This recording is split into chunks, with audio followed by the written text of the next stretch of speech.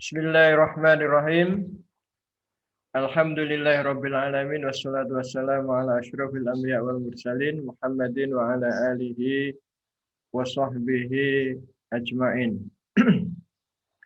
The Honorable Rector of University of Muhammadiyah Malang, the Honorable invited presenter, the Honorable all the participants of this international conference. We give thanks to Allah for all the blessing given to us so that we can join this international conference with the title The Contraction of Spirituality, Humanity, Technology and Technology-Based Society 5.0. I'm Abdul Haris, who will be the moderator of this conference. Let me deliver the event of today's conference. Firstly, the opening. Secondly, the welcoming speech and keynote speech that will be delivered by the UMM Rector. Third, the general seminar. Fourth, the parallel seminar, and fifth, the closing. Okay, ladies and gentlemen, let us enter the first program, which is the opening. Let us read Basmalah together. Bismillahirrahmanirrahim.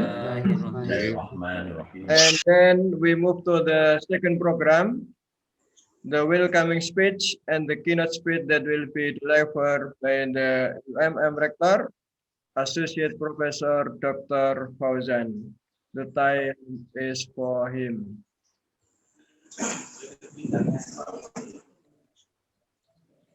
Assalamualaikum warahmatullahi wabarakatuh. Waalaikumsalam warahmatullahi wabarakatuh. Assalamualaikum warahmatullahi wabarakatuh. Alhamdulillahirabbil alamin. Shalatu wassalamu ala asyrofil anbiya'i wal mursalin wa ala alihi washabihi ajmain, amma ba'd.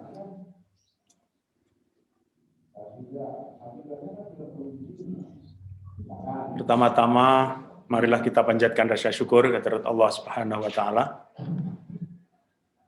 Pada pagi hari ini kita bisa bertemu secara virtual dalam rangka untuk membincangkan bagian dari tanggung jawab kita sebagai seorang akademisi, yaitu tentang pendidikan.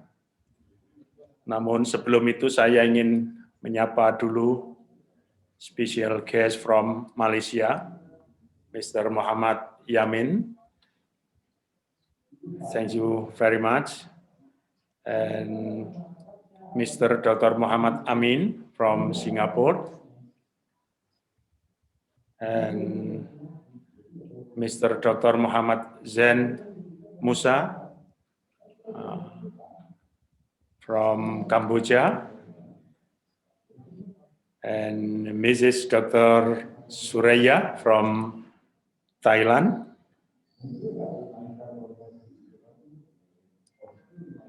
dan kawan-kawan pembicara dari Universitas Muhammadiyah Malang, dan peserta webinar yang saya muliakan. Di tahun 2004, saya pernah menulis sebuah artikel yang saya beri judul Humanisme, Paradigma Pendidikan yang Terabaikan. Tulisan saya sebenarnya diilhami oleh satu fenomena kebijakan pendidikan, khususnya di Indonesia, yang selalu berorientasi pada hal-hal yang bersifat formalistik dan kurang memberikan sentuhan terhadap nilai-nilai humanisme. Dalam konteks ini termasuk di dalamnya adalah nilai-nilai spiritual. Yang kedua, saya baru saja diskusi dengan Kementerian Pendidikan dan Kebudayaan dalam rangka untuk mengkritisi peta jalan pendidikan Indonesia 2045. Termasuk di dalamnya, saya menyampaikan bahwa kita harus sadar bahwa pendidikan adalah merupakan investasi SDM yang akan dipersiapkan untuk membangun peradaban bangsa yang lebih maju, yang lebih bermartabat. Martabat ini tentu saja tidak bisa lepas dari akar kultural dan nilai-nilai agama. Nilai-nilai spiritual maksud saya. Dalam diskusi itu saya ingin menegaskan bahwa pendidikan harus ditempatkan menjadi salah satu bagian yang akan menjawab persoalan-persoalan dunia, persoalan-persoalan bangsa ke depan. Tentu banyak persoalan yang saya kira juga terjadi di beberapa negara yang dihadapi oleh dunia pendidikan. Tema yang diangkat oleh kawan-kawan pasca sarjana ini saya kira sangat menarik, karena ada dua nilai yang ingin diusung dalam rangka untuk memperbaiki konstruksi pendidikan di Indonesia utamanya ke depan. Kedua nilai itu adalah spiritual dan humanisme. Jauh sebelumnya sebenarnya telah ada tawaran model-model pendidikan yang mampu mengangkat citra martabat bangsa, yaitu pendidikan dengan menggunakan pendekatan profetik. Saya kira nilai-nilai profetik yang dimunculkan dalam pendidikan menurut saya memang menjadi satu keharusan. Karena apa? Kita ini pendidikan atau kebijakan pendidikan kita ini berkecenderungan masuk pada wilayah yang teknis, yang artifisial, dan hanya ingin menjawab satu persoalan dari sekian banyak persoalan kehidupan. Kalau sudah seperti ini, maka tentu secara substantif penyelenggaraan pendidikan kita akan kering, dan parameternya pun juga parameter formalistik. Maka saya kira apa yang dibicarakan pada pagi hari ini diharapkan akan bisa memberikan kontribusi pikir dalam rangka untuk memperbaiki sistem pendidikan yang ada di Indonesia khususnya. Nilai-nilai yang harus ditransformasikan melalui pendidikan tentu menjadi sangat kering. Karena semua ukuran parameternya adalah parameter formalistik. Kalau ini dipertahankan, maka sangat mungkin bangsa ini akan tidak menjadi jelas. Orientasi pendidikan akan kemana?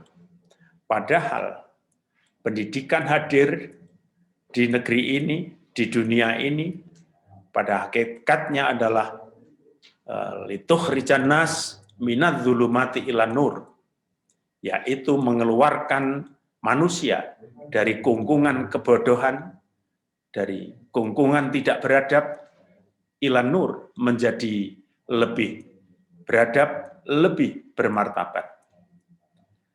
Maka konsep inilah yang saya kira perlu digali secara mendalam dalam rangka untuk membuat formula model pendidikan yang memang visible bagi bangsa kita.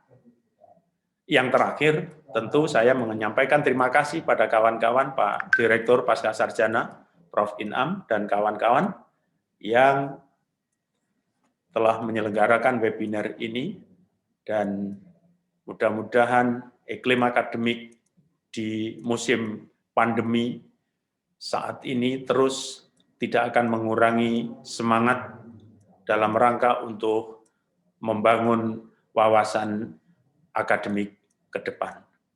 Sekali lagi saya ucapkan terima kasih. Billahi taufiq wal hidayah. Assalamualaikum warahmatullahi wabarakatuh. Waalaikumsalam warahmatullahi wabarakatuh. Waalaikumsalam warahmatullahi wabarakatuh. Warahmatullahi wabarakatuh.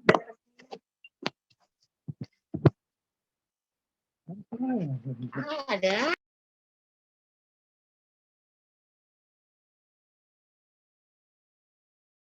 Mikrofon Mbak Aris.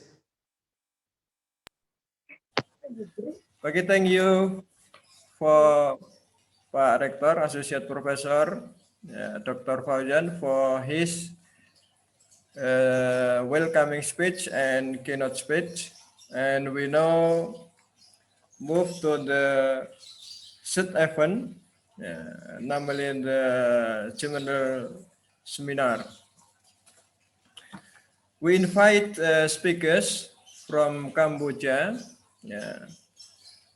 Mr. Dr. Muhammad Zain, President of YASMA, and from Singapore, Dr. Muhammad Amir Bin Kadir, one of the lecturer from Muhammadiyah Islamic College Singapore, and Mrs. Dr. Suraya from the Fakulti Pendidikan University Patani, Thailand, and from Indonesia, UMM, Dr.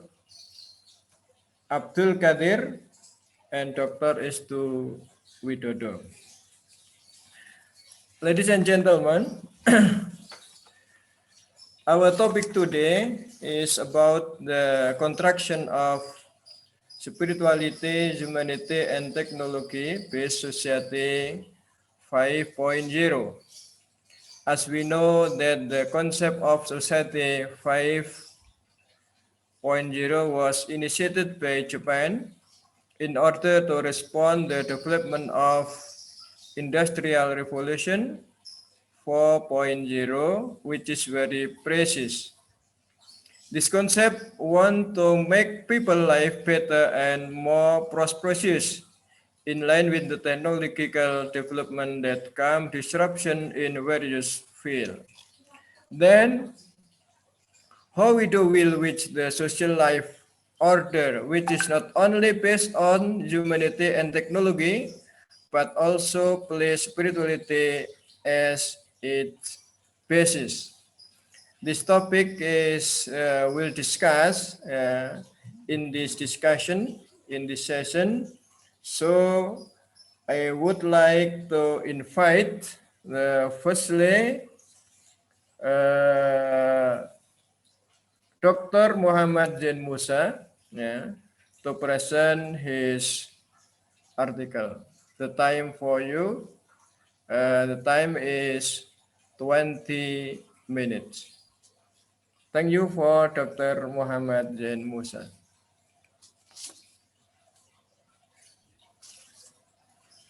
Bismillahirrahmanirrahim. Assalamualaikum warahmatullahi wabarakatuh. Waalaikumsalam warahmatullahi Waalaikumsalam warahmatullahi wabarakatuh. I wish to thank you very much, Pak Haris, Pak Dr. Professor Inam, dan semua angkatan who is organizing this webinar today. and it is a great honor for me to present something. It is a very important in everybody's life on education. And I take this opportunity. It's a lot of refreshing memory for me to see our old friends all over Indonesia, especially from Malang.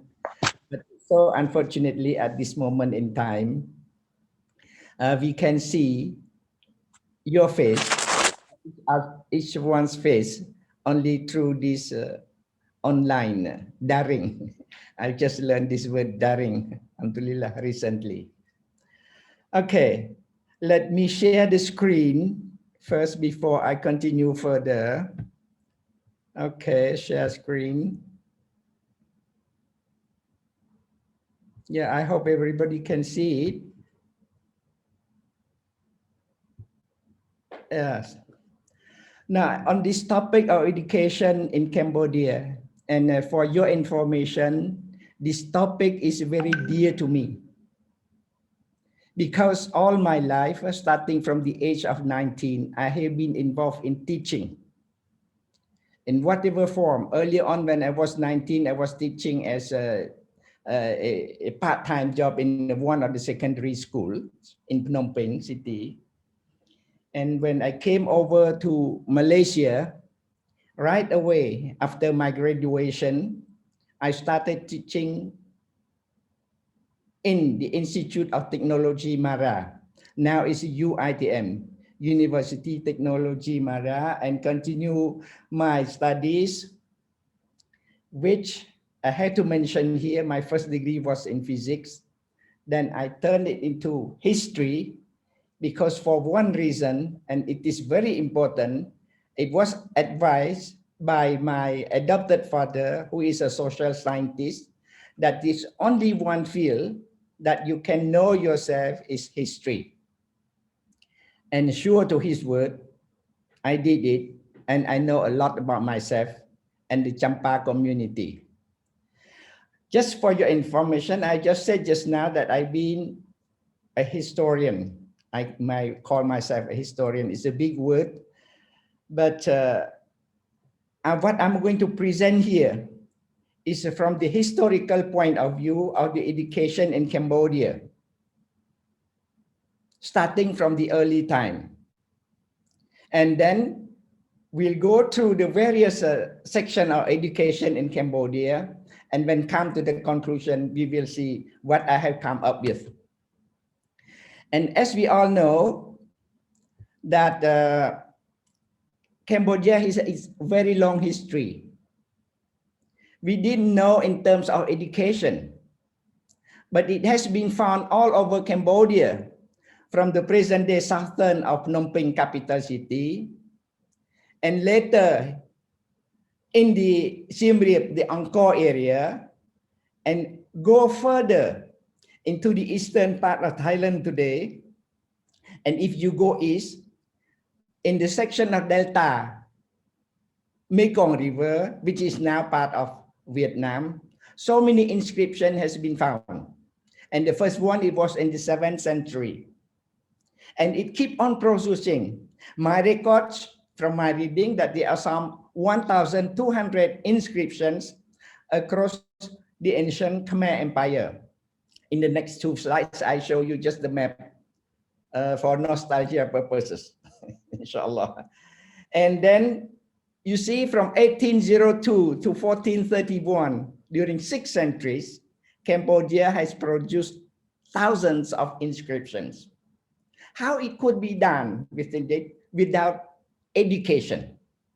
I haven't read anything about education at that time, but I strongly believe that there must be a system of education which teach them not only letters A, B, C in our Latin spelling, but must be in some other forms, as we see that the Angkor Empire has produced monuments beside all those written or engraved in script, which is in Khmer language and a combination of Khmer and Sanskrit.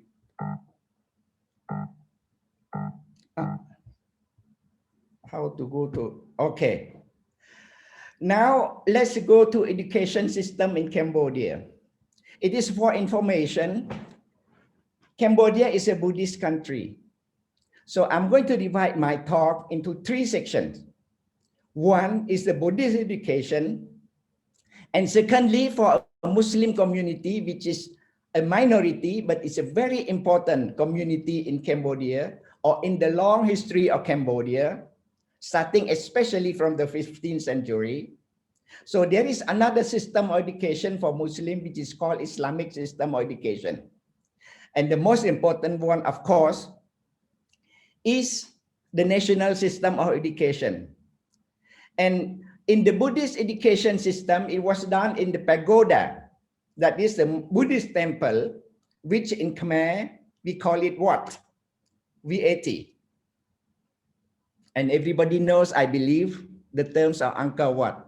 And Dr. Suraya, the word entitled, it is called what? Okay. And continue teaching by the monks. And later, when it comes to the protectorate, the Buddhist education keep on continuing. But what have brought the French protectorate into Cambodia? We have seen that the protectorate started in 1863 in Cambodia. But only 10 years later, the first school was created by the protectorate. In 1883, that means 10 years later, that means 20 years after the protectorate, only the first school was opened by the French protectorate to train only those people whom the French need them to work with them. And it kept on continuing without having any school, but upgrading that school from the technical school into the lower secondary school. And only by 1933, can you imagine that 70 years later, only in Cambodia, the French has allowed to open, I'm sorry to use the word allowed, to open a secondary school, lower and upper, which is called Lycée Pré-Siswat. And it's still in existence until today. And only by 1939, the first Cambodian student graduated from Lycée Siswat, 1939. By 1954, after 90 years of protectorate, actually 1953, independence of Cambodia, there were only 144 Cambodians who had graduated with their secondary education. And this is the map which shows the Empire of Angkor, which is in pink, dark pink color. And it goes up to the South China Sea, the Mekong Delta River. And on the western side is Chaya, Anakorn, Sea Tamarat. And it was believed, and I think it is still believed until today, that the Angkor Empire spread over to Tasik Chini in Pahang. But not our concern today, inshallah. The equation was done in French, definitely. Thus, the Cambodian government found that when teaching in French, it doesn't have promote Cambodian people in terms of their knowledge. Because to impart knowledge in their native language speakers is the best way for the children to absorb and understand. Thus, the process of Khmerization officially started in 1967 and reached the university level by 1974. Primary and secondary school education, university, and technical colleges were open. But this program in transforming Cambodia into more knowledgeable citizenry was short-lived as the war has started again in 1970. And by 1975 was won by the inhumane regime of Khmer Rouge, led by the Pol Pot clique. During the period of this rule,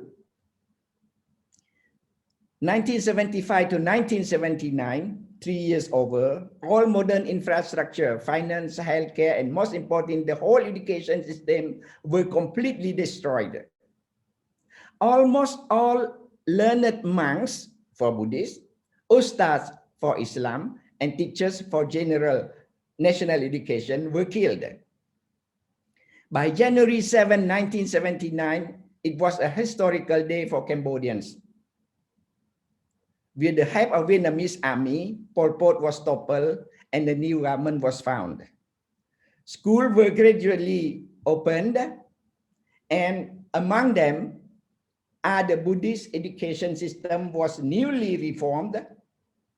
The Islamic system of education also, and definitely the national system of education. Now let's look at this briefly in 2 slides, I think.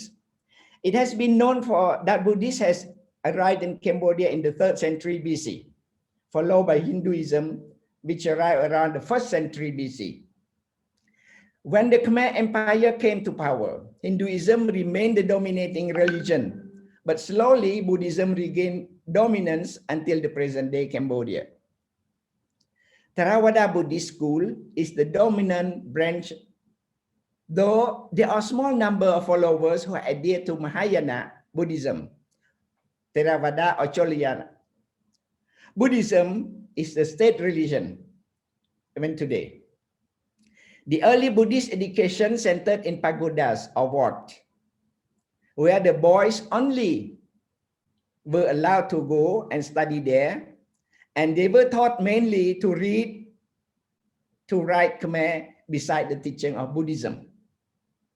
The curriculum includes moral, this is important, which comes into the main topic of our seminar today, cultural and social education.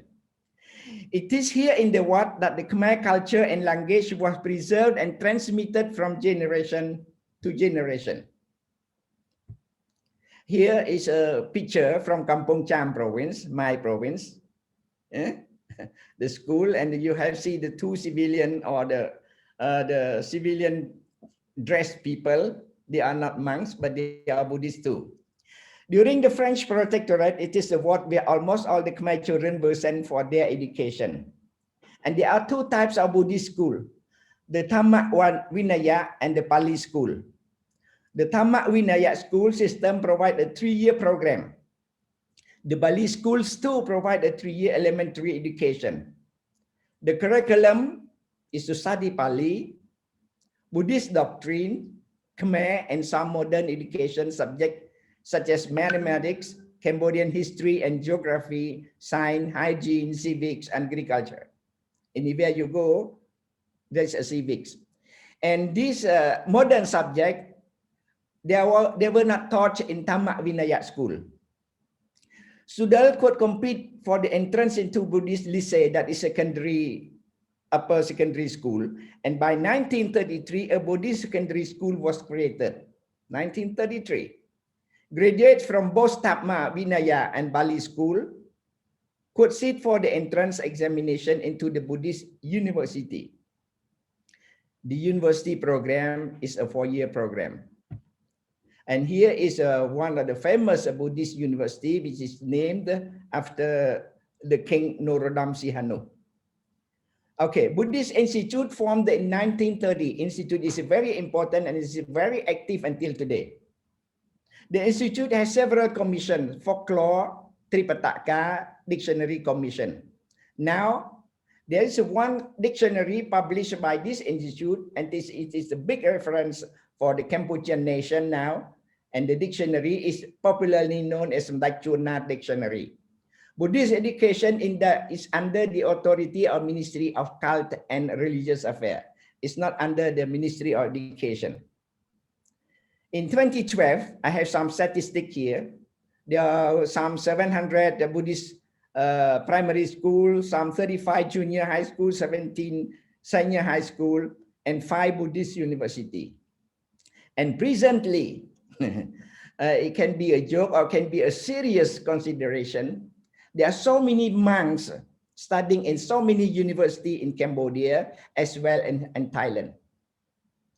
And why I say it's a joke or it's very serious, because the monks do not study only Buddhism, but they study in so many other fields: education, politics, international relations, economics. I have talk with some of the monks who are doing PhD in economics and international relations. Why? With your kind code of conduct, the dress, and you're doing something outside Buddhism. The answer was very simple and very logical. Where else can I go to have a place to stay, have food to eat, and can go and further my study?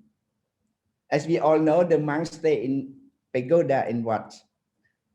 There's free of charge for their food and lodging. And besides, they can further their studies. It's very simple, logical answer.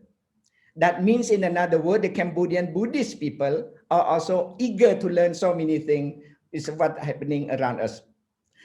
The temples play a very important role in developing the Buddhist education in the country. They run and support by school. They run and support the school. The Sangha, that means the Buddhist monks, and the Buddhist temple play an important role in Cambodian society. For the Buddhist community, the Sangha are at the same time teachers, spiritual teachers, doctors, usually treat the emotional health problem, lawyers to solve people's problem. And now we go briefly into Islamic education. I think I have talked a lot about Islamic education early on through various seminars, including some in Malang in UMM. So here now I just briefly discuss something on Islamic education. Since the Khmer Islam, that is Muslim Cambodian, is an integral part of the Cambodian society, Islamic education is part and parcel of the whole Cambodian society. And the Islamic teaching education as acquire and spread of knowledge. This is how I see it. It's compulsory to all Muslims of any gender. And it is ordered by the Almighty, Allah, that you must read, that you must learn and teach. But remember that it must be done in the name of your Lord. Education from Islamic perspective include 3 dimensions: tarbiyah, ta'dib, and ta'lim.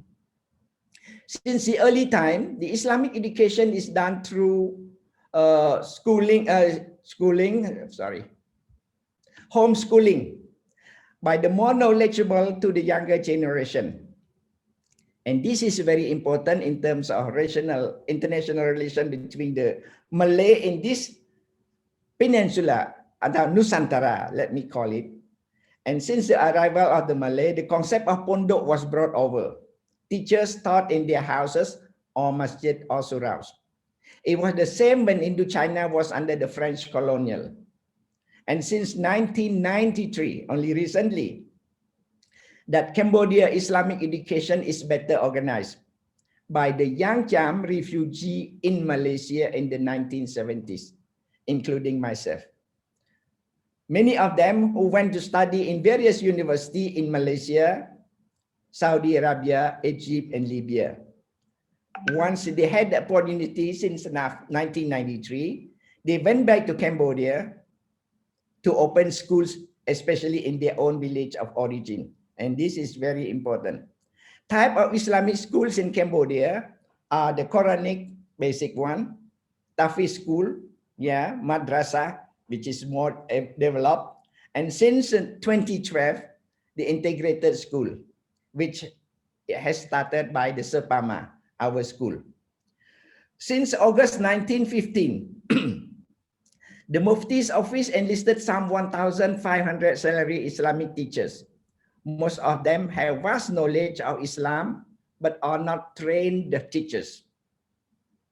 There were recommendations that the Ministry of Education providing them with pedagogical training for a better quality education. It is sad to say, Cambodian system of education is very far behind other countries in Southeast Asia. As we all know, the Cambodia has seen many, many wars. And as I mentioned here lately, is the last one just ended in 1979. And not only war, but everything was destroyed. So now we're coming to the final part of this presentation, the national education system.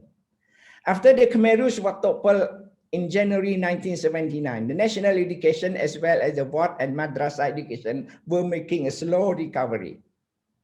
Schools, especially those in city, were opened one after the other. Many more were opened. after the 1993 Untitled Chapter national election. And a few faculty were open then.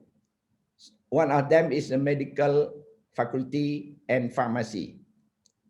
And followed by the Institute of Technology of Cambodia, which is the friendship Cambodian USSR Technical Institute, and but other pedagogy education, School of Fine Art. During this period, PKR, People's Republic of Cambodia, 1979, when the Khmer Rouge were toppled, and 1993, when UNTAC has had to have a national election. Education system was based very closely to the Vietnamese model. It is very important date. It includes preschool, definitely, primary, secondary, tertiary education, and non-formal education.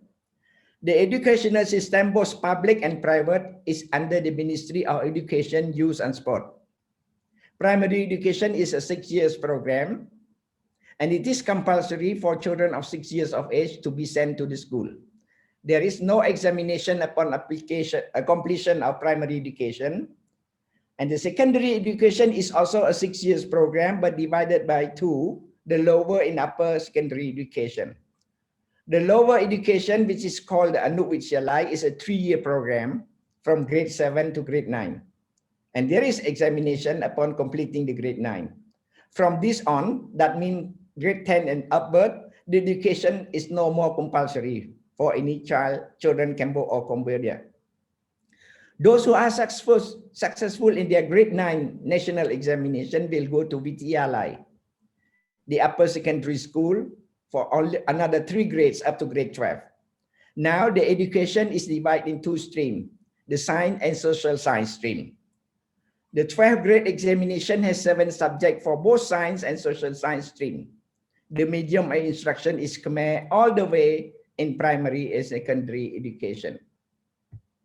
And please look at this, which compared to other system of education, especially in Indonesia and Malaysia and then Thailand, look at this, only these subjects were taught from grade 10 to grade 12. And for the final years, the grade 12 examination, only this subject. It's for all for us to see that the system of education need further develop.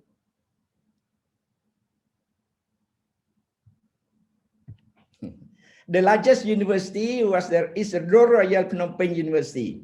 It is where I completed my first degree. In 1970, it had about 4,500 male and more than 730 female students. By then, you can see that the superiority in number, the big number of male students. But now, the male students are shrinking. It's, I think, like many other universities in this area.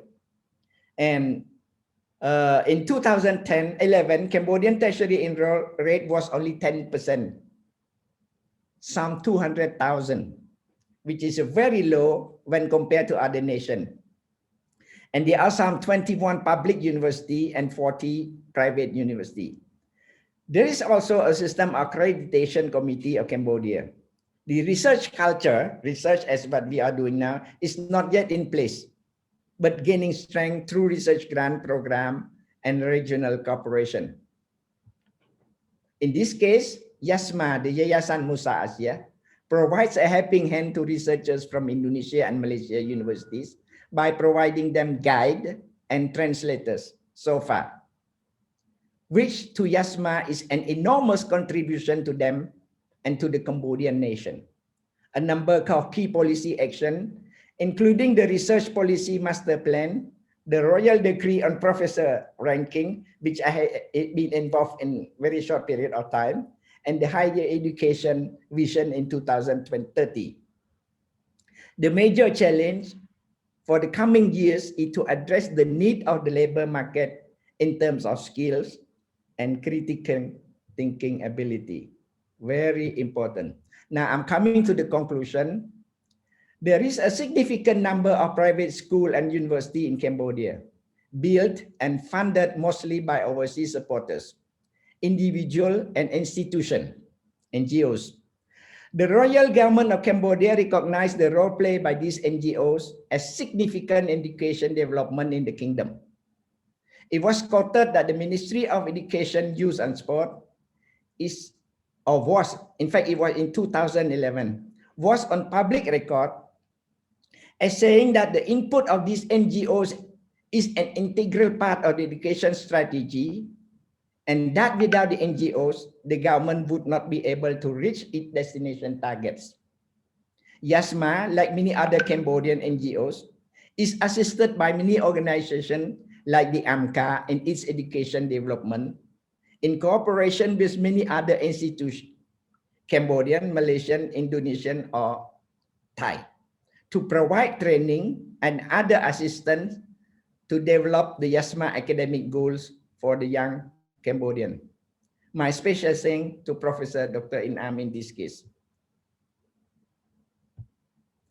In relation with the NGOs, Ministry of Education is in its education strategic plan to expand the relation between the public NGO community, informal and non-formal education in the whole country.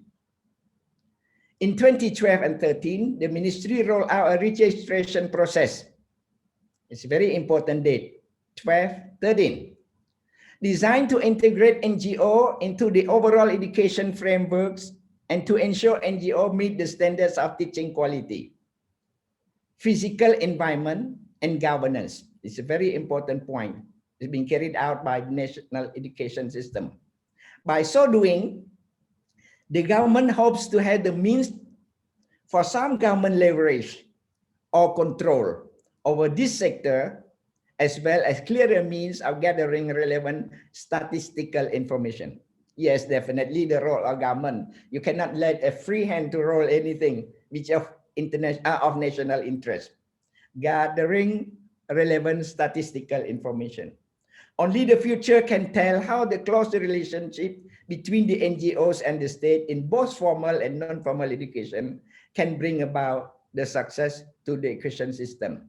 Now I'm coming to my final slides. And as we all know, education is the foundation for the betterment of the people's livelihood. As we can see, Cambodian education emphasizes on knowledge and moral or ethic, and on its ways in the construction of spirituality and humanity. And Islam emphasizes on ta'dib and ta'lim, a combination of two, which is formed as a tarbiyah, in the form of an order from the Almighty. It is an order, read, but remember that it shall always be in the name of your Lord. Thank you very much. Wassalamualaikum warahmatullahi wabarakatuh. Waalaikumsalam warahmatullahi wabarakatuh. Thank you for the presentation of Muhammad Zain Musa. We know from his presentation about the history of education in Kamboja and the education system in Kamboja. And we know that the private and the religious institution has a significant role and spot in education in Kamboja. And he also mentioned that ta'dib and ta'lim, that is the one of the basis of Islamic education, can be a spot to cope the new order of society 5.0. Thank you for thank you again for Pak Muhammad Zain that present for half hours. Never mind. And we invite now Mrs. Dr. Suraya Chapakia, who will present his paper with the title The Vowel Inventory in Patani Malay Dialect, an analysis of distinctive feature. She will present her paper with Malay language or English language up to her. Thank you. The time for you, Ibu Suraya Capakia.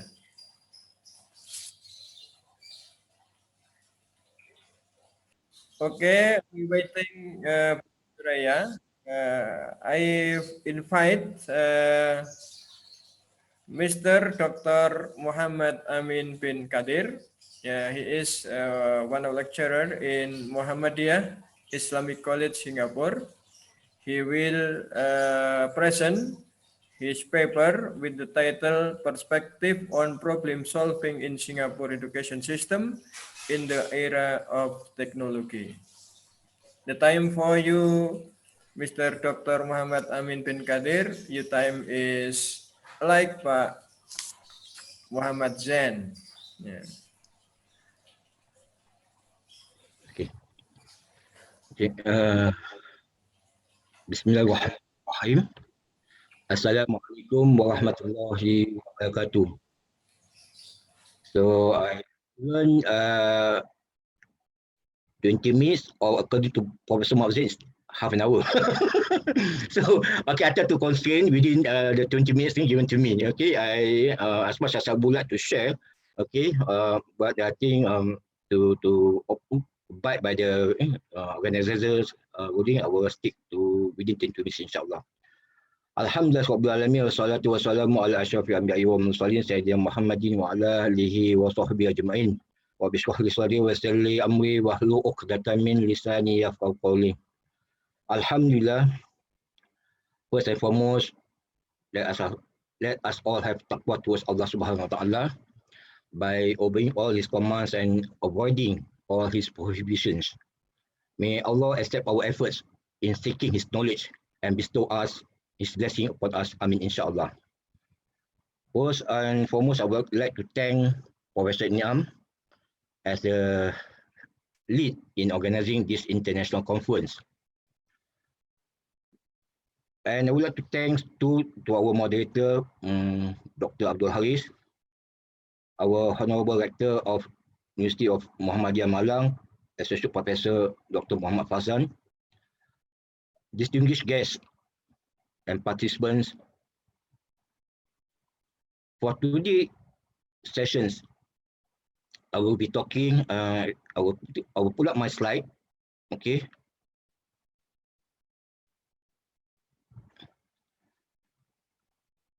Okay, for this session, this morning session, I will be talking on perspective on problem solving in Singapore education system in the era of technology.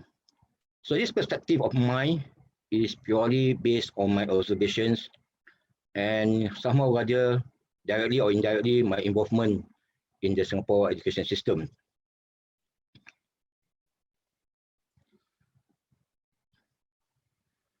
As we all know,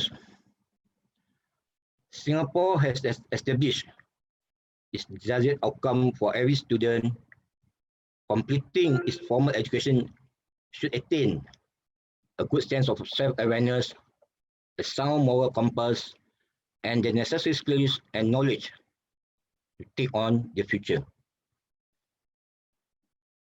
At every stage of the education system, from primary school, secondary school, and post-secondary education, are guided by a set of developmental outcomes.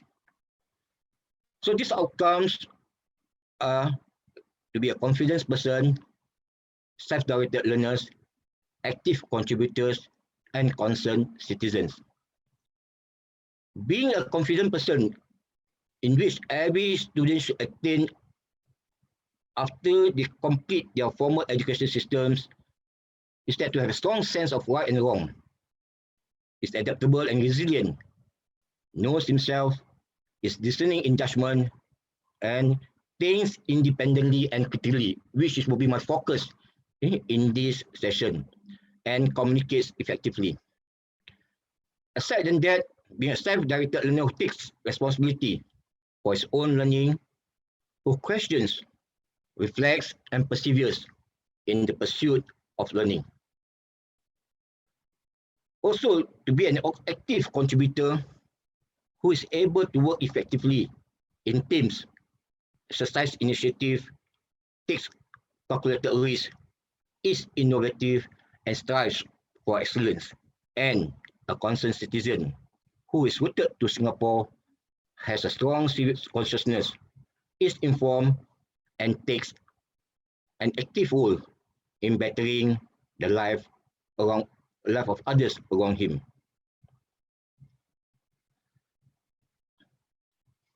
At every stage of their education systems, from primary school, secondary school, and post-secondary education, they are guided by a set of developmental outcomes. So as you can see that in my table, it shows there's a key segment of these developmental outcomes in which every student must achieve at the end of this formal education. For instance, at the end of primary school, where people should be able to distinguish right from wrong. And when they move to the next stage of secondary school education, they must be able to have this moral integrity. Prior to that, when pursue their education systems, they must have a moral courage to stand up for what is right and what is wrong.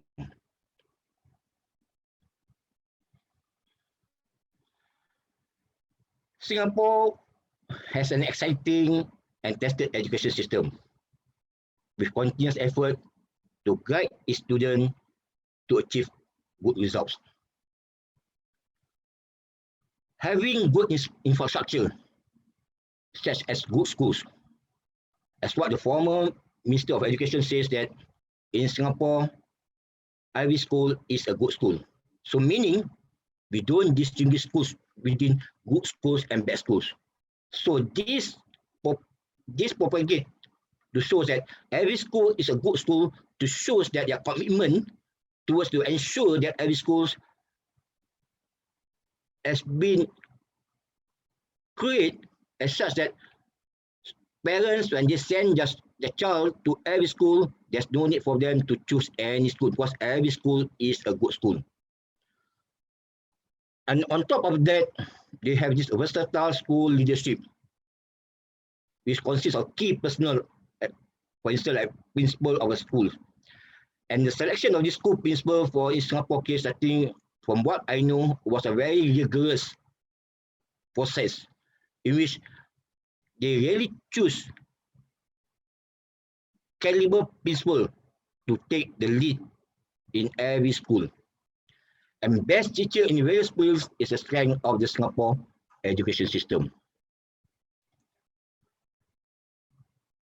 Singapore has the courage to reform its education system and is quick to adapt to the ever-changing demands of the world, especially when the world is sparked by the COVID-19 pandemic. Singapore has made plans ahead of time in preparing its students, such as introducing home-based learning way before the COVID-19 pandemic. So before the existence of this COVID-19 pandemic, in fact, Singapore already has its own system of having this home-based learning, right? Which in every term before this COVID-19 pandemic, they have this session where the students will stay at home and the lesson was conducted through online learning. But the two things that we need to differentiate between online learning and home-based learning is I think these two terms is not actually interlinked. Even prior to that, even though people was to say that online learning and home-based learning of a similar situation, but that's not the case because home-based learning meaning there's a pedagogy involved, there's activity assignments involved in the teaching through this online, what we call the online learning. So this is something that Singapore already implement prior to this COVID-19 pandemic. Singapore is known for producing students who master the learning of mathematics and science in problem solving. Even the students excel in reading and solving problems in team. As such, Singapore's ability to produce top performers in problem solving has attracted education experts and researchers to study the improvement and capabilities of Singapore students. According to the Organization for Economic Cooperation and Development, OECD, which conducted the PISA test in 2015, Singapore students scored 535 in reading, 564 in mathematics, and 556 in science out of 600. And PISA also conducted its first assessment in wanting to understand. This was the first time PISA conducted its assessment, wanting to understand the ability of a 15-year-old students working together to solve a problem as in a real-world situation, and where collaborative problem-solving skills were tested.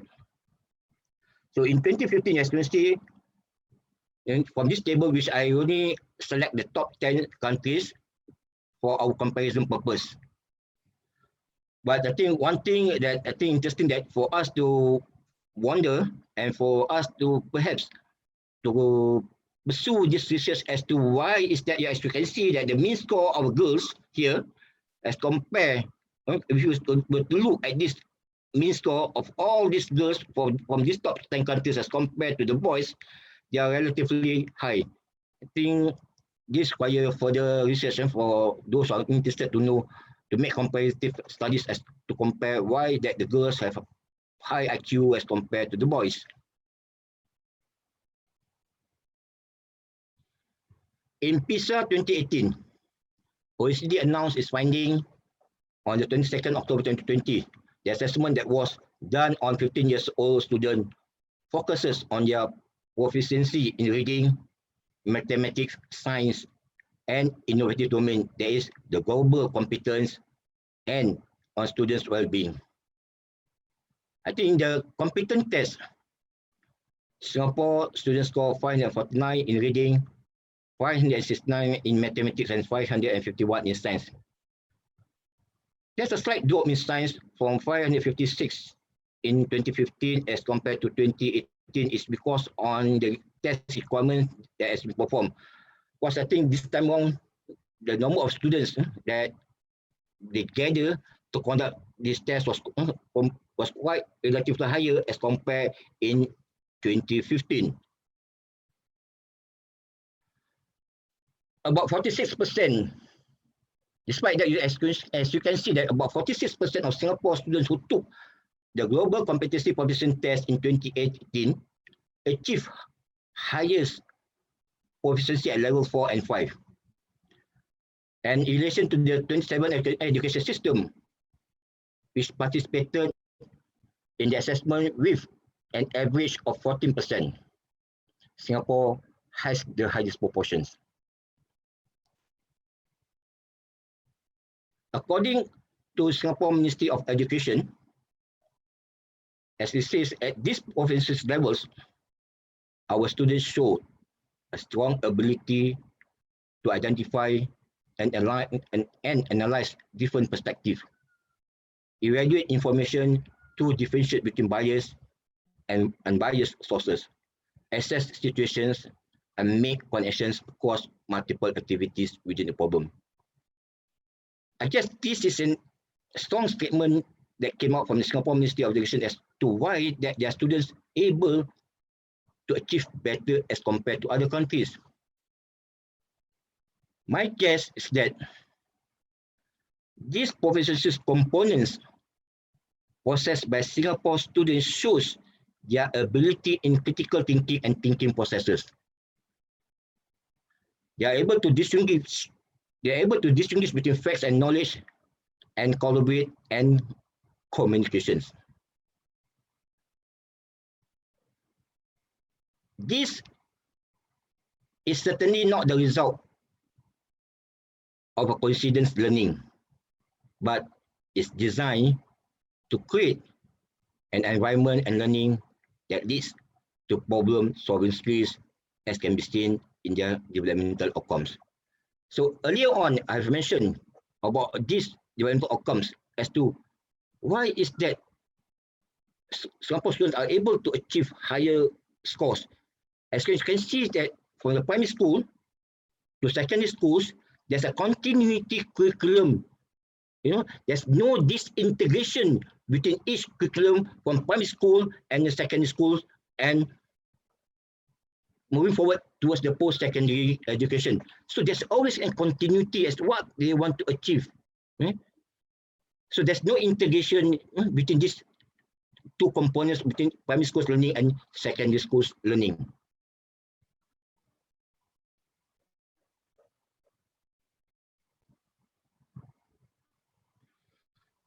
So let us look back at some of these success stories of Singapore. It started way back ahead, not just recent outcome of how the students able to pursue or rather to achieve these higher results. The success of Singapore students is due to the long-term planning done by its government. They are constantly reviewing education policies by looking at polarization trends that have an impact on society and economy. Singapore experienced a recession way back in 1985, and it has affected Singapore as well, as revealed its witnesses. They are too dependent on high labor costs and focusing on small internal markets. Of course, external and internal factors that have caused Singapore's economic growth to plummet sharply have shocked everyone in Singapore. So they conduct their major changes to its economic policy. So Singapore restructured its economy by leveraging on intellectual capital and technology.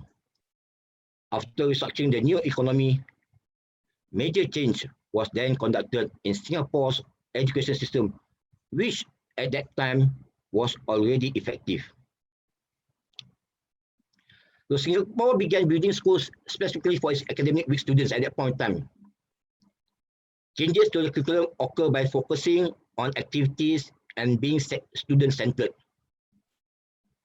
And changes to the assessment are reduced by giving more assignments. Exam questions papers were redesigned by incorporating problem-solving skills, and teachers are encouraged to innovate in pedagogy.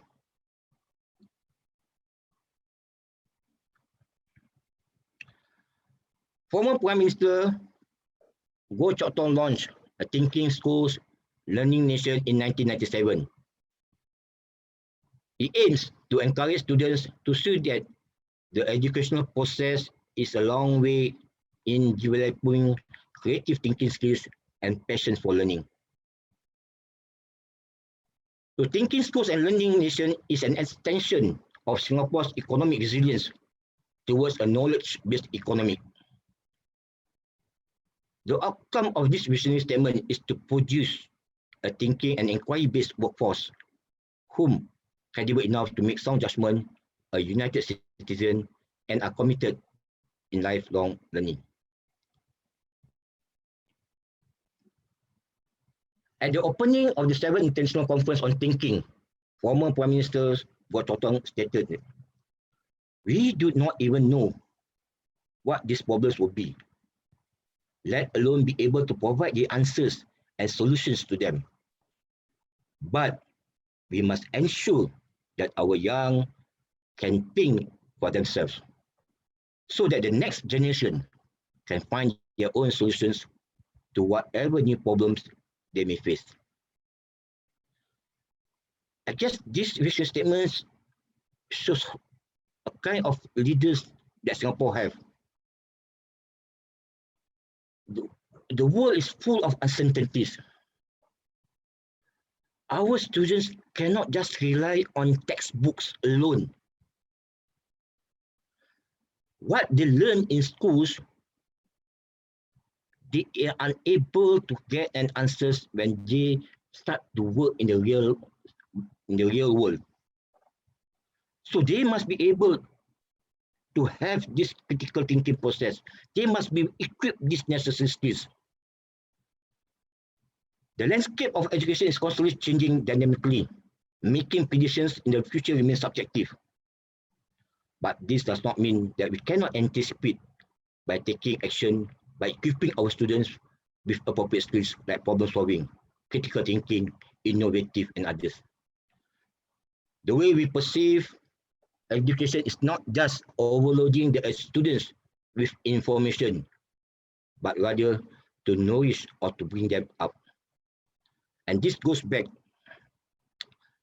to the Latin word educare, from which the education word derived. So basically, I think at certain period which I consider that some parts of the world is that education is about overloading our students with information. We fail to understand where the education, the meaning of education, which derives from the word educate, which means to get them to put whatever inside them, to bring out the the ability of the ability to able to achieve something. So we need to nourish this and let them flow their intelligence through in the real world situations.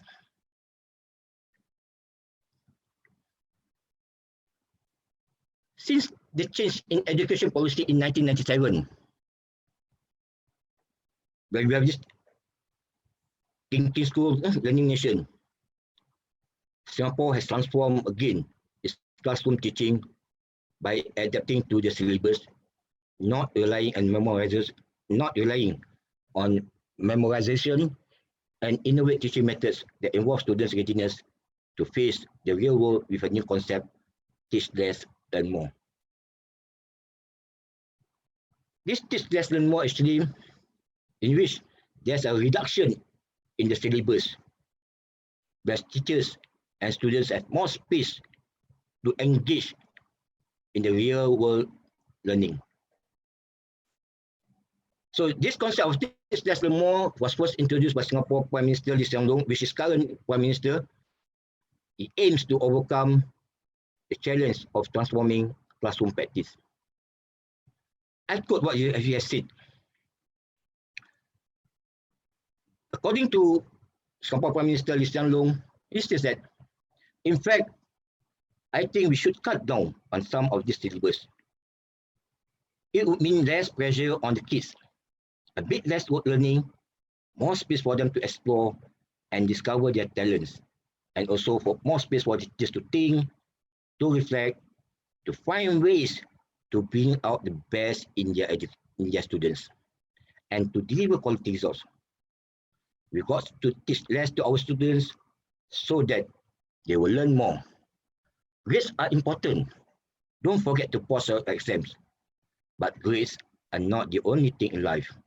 And there are other things in life which we want to learn in school.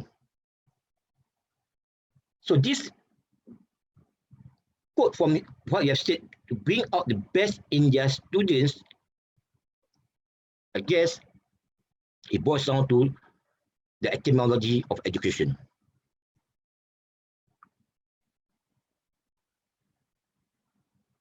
The central focus on the student itself is to be a self-directed learner.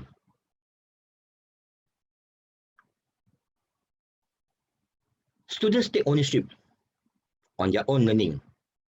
Teachers play the role of facilitator.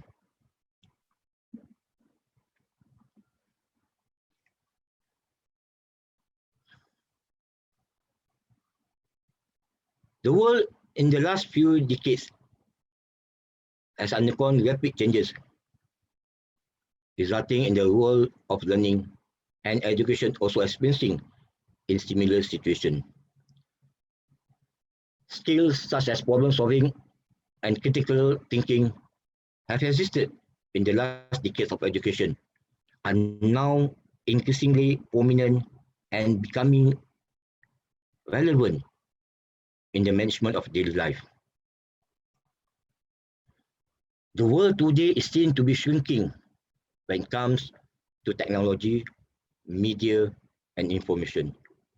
Changes to the world economy have affected one's employment and income as a result of uncertainties in economic direction, especially with the onset of the COVID-19 pandemic. To provide an environment in a changing world, our future generations need to be equipped with the right skills, values, and attitudes that can support them in learning and innovation skills. The concern of education on knowledge-based technology, which is my focus in this morning sessions, requires every citizen to equip with problem-solving skills in the face of the ever-changing digital and technological world. Thus, problem-solving in education is the main source to provide a comprehensive diversity of perspective to face the possibility of various scenarios in an uncertain world. Problem solving is a skill that unravels questions, scenarios, statements to learning with a creative approach that requires a high level of thinking and complex communication skills. The main source of learning skills and knowledge is to meet the demands of new skills in the new workforce. It's the close relation between problem solving with a high level of thinking and collaboration and communication. Innovating is a high level thinking, requires a high level of imagination. Persistence in creating something new, always providing excellent service and production of quality products. Problem solving also focuses on new exploration and innovation, and not only describes a problem, but also provides a new opportunity. Students are prone to new challenges if they get the right guidance from teachers, because they are surrounded by digital technology where information is easily accessible. And the role of a teacher is how each piece of information is used correctly and accurately. Students will not find answers to complex problems from what they have learned in school, but their ability to make sound judgment, far from being biased, is crucial in providing solutions. Apart from that, asking good questions, good critical questions on the subject enable them to evaluate and break down the problems into different components and form a perspective to solve the problem. Adopting critical thinking in problem solving are considered as a frontliner in the innovation learning towards knowledge-based technology. Critical thinking, as the name suggests, is a combination of two words, that is critical and thinking. Being critical means the ability to review the subject beyond basic assumption and not making quick conclusions. Identify the factors within the contents that has considerable implications on the outcome of the results. The thinking process involves horizontal and vertical thinking with deep understanding of the problems and the ability to ask constructive questions credibly. The revised taxonomy model organized ways of thinking in order by remember, understand, apply, analyze, evaluate, and create. Then held a division of by categorizing what you call best remember, understand, and apply as a low order thinking skills, and analyze, evaluate, and create as high order thinking skills. I guess, from my perspective, that the order of this thinking of the taxonomy model by following a bottom-up approach should not be rigid. Thinking process can take place with a top-down approach or a combination of any thinking order that gives us the flexibility, that gives the student the flexibility when planning learning activities to suit the level of intelligence of students. So this model of taxonomy model, in the way of the students thought, we don't have to go from bottom-up approach. So in anywhere that we can apply, we can adopt this to suit our students.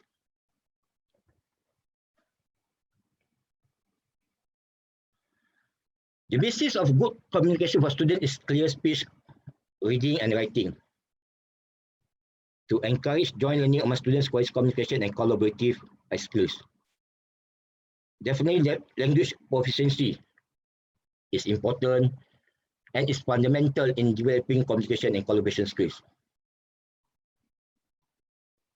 The effectiveness of communication can be conveyed when students are able to express their thoughts and ideas through speech, writing, and non-verbal communications.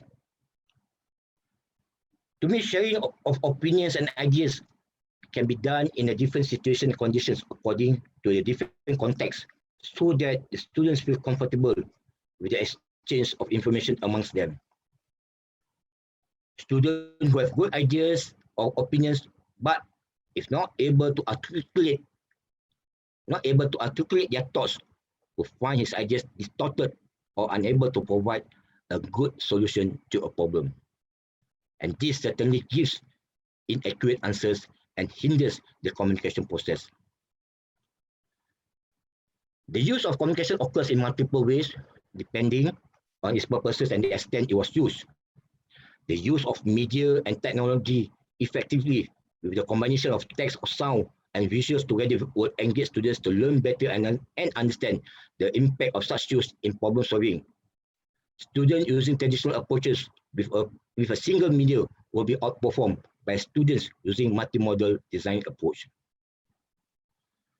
Working collaboratively requires each group member to take on shared responsibilities and appreciate the contributions of each group member.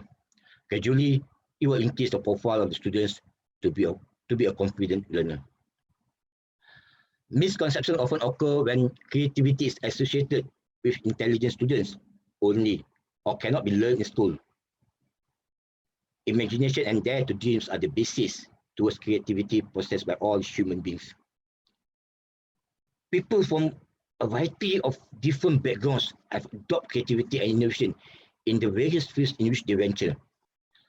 Creativity and innovation can be developed in a learning environment that encourages students to ask, no matter how foolish it is, open to new ideas without judging them. Have the patience to listen to what is presented. Have high confidence without rejecting any suggestions. Willing to learn from mistakes and failures and be authentic as possible in the original work.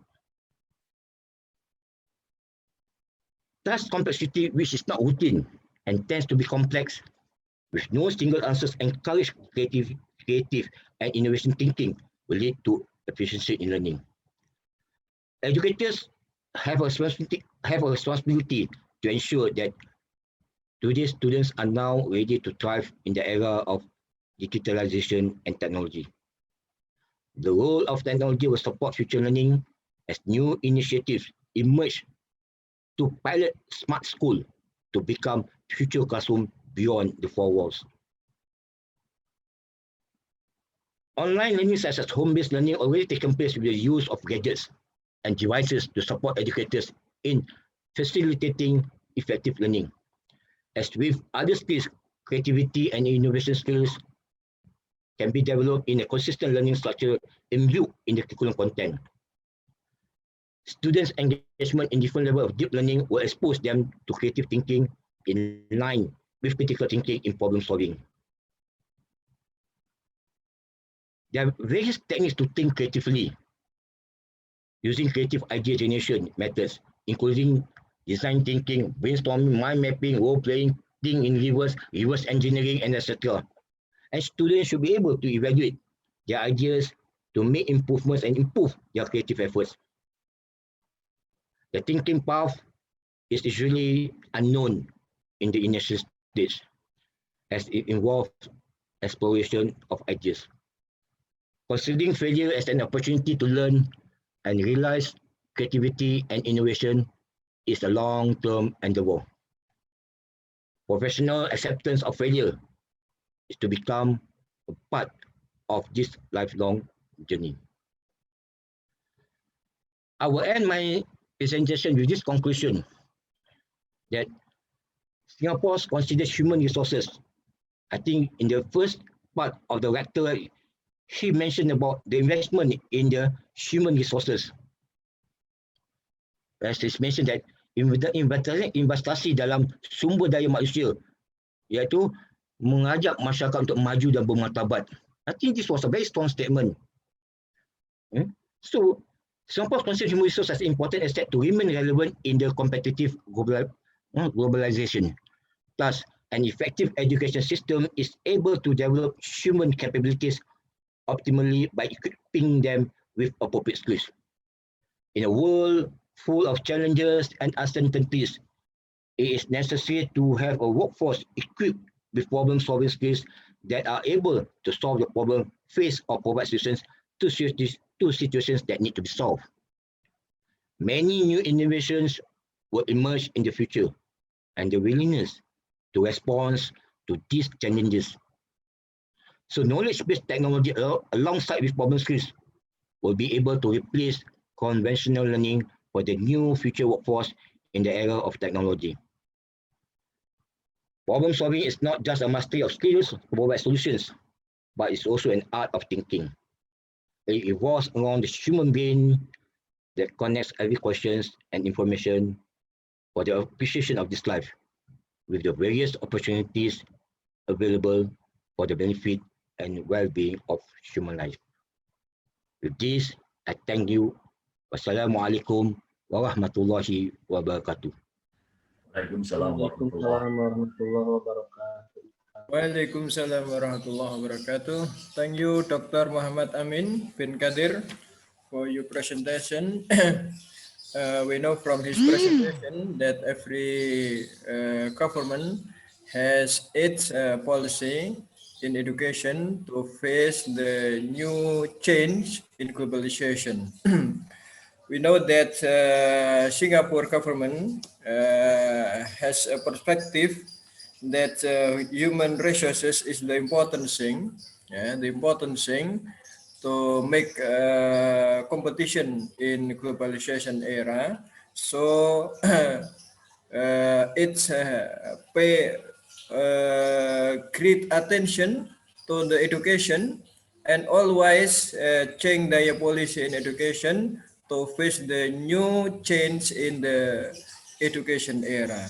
We know that the success, we know also that the achievement of the student in high score in reading, math, and science because of the long-term planning of the government and the consistently reviewing and consistently in the government to make their human resources to be good citizen and to be the best citizen in the world. Okay, thank you for Mr. Dr. Muhammad Amin bin Kadir. And I know inviting Bu Suraya. Are you ready? Okay. Okay, thank you, Bu Suraya. Yeah. Okay. Bu Suraya will present her paper with the title The Vowel Inventory in Patani Malay Dialect, an Analysis of Distinctive Future. Okay, you can present with Malay language or English language. I think you have a half of hour's time, for your presentation. The time for you, Bu Suraya. Okay. Bismillahirrahmanirrahim. Assalatu wassalamu ala asyrafil anbiya wal mursalin wa ala alihi wa sahbihi ajma'in. Assalamualaikum warahmatullahi wabarakatuh. Waalaikumsalam Terima kasih moderator. Yang berbahagia Rektor Universitas Muhammadiyah Malang, Indonesia, yang dihormati Prof. Pak Inam, para pembentang webinar hari ini, dan para peserta sekalian. Salam dari Patani. Sebenarnya saya di dalam kelas nih, hari ini ada kelas di College Community Yala. Bersama saya ramai pelajar, berpuluh-puluh orang. Ini antara yang bebas. Okay. Sebelumnya dengan kesempatan atau peluang ini ingin saya kongsikan sebuah kertas kerja yang berjudul Inventory Vokal dalam Dialek Melayu Patani, satu analisis fitur distinktif. Walau bagaimanapun untuk makluman sekarang ini musim COVID atau wabak taun yang melanda di seluruh dunia. Pendidikan di tempat kami ini sudah normal. Jadi hanya 2-3 bulan sahaja masa mula-mula COVID kami ada mengajar secara online. Tetapi sekarang ini sudah biasa boleh mengajar dengan kelas dan sebagainya. Ini pun boleh kami di sini tu perlu menjaga juga. Kadang-kadang kena juga guna mask ya ataupun topeng kesihatan. Di selatan Thailand ini bahasa yang digunakan adalah bahasa Melayu. Namun tidak sama dengan bahasa Melayu di Indonesia sebab di sini bahasa dialek. Bahasa pertuturan harian bukannya bahasa rasmi seperti negara Melayu yang menggunakan bahasa Melayu untuk bahasa kebangsaan ya. Di sini bahasa pengantarnya adalah bahasa Thai. Jadi kesempatan ini ingin saya maklumkan bahawa bahasa memang satu alat atau wahana penting dalam perhubungan, dalam menimba ilmu pengetahuan dan sebagainya. Walaupun masyarakat Melayu Patani di sini bukan wilayah Patani ya. Kalau yang T2 tu wilayah Patani untuk satu provinsi. Tapi kalau Patani merangkumi 5 wilayah ialah Patani, Naratiwa, sebahagian Songkhla dan juga Setun. Namun dialek Setun tu berbeza sikit dengan dialek Patani. Dia lebih hampir dengan dialek Kedah Malaysia ataupun Perlis. Dan 4 wilayah ini menggunakan dialek yang hampir sama dengan dialek Kelantan. Bahasa Melayu ini sebagai bahasa komunikasi, bahasa perhubungan dalam keluarga, dalam kalangan penutur Melayu dan juga bahasa pengantar di institusi pendidikan yang mengajar akademik bahasa dalam agama.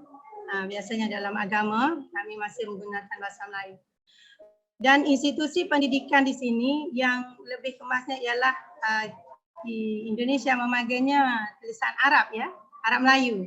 Di sini menggunakan tulisan Jawi. Itu. Jawi di sini tidak sama dengan Jawi di Malaysia. Kami masih klasik, masih kuno lagi, masih menggunakan, kalau di Malaysia mungkin memanggilnya Zaba, bentuk Zaba ya. Di sini masih menggunakan Jawi Patani yang banyak menggunakan baris tapi tidak tulis baris, tapi bunyinya masih dengan baris. Tak tahu pula di Indonesia tu masih banyak lagi tak yang menggunakan versi lama ini. Di sini masih banyak.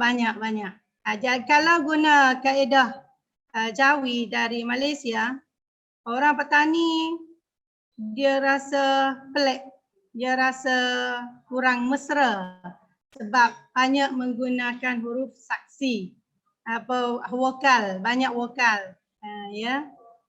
Itu sebagai pengetahuan. Berbalik pula kepada kertas kerja saya. Saya dalam bidang fonetik dan fonologi, saya melihat inventory vokal.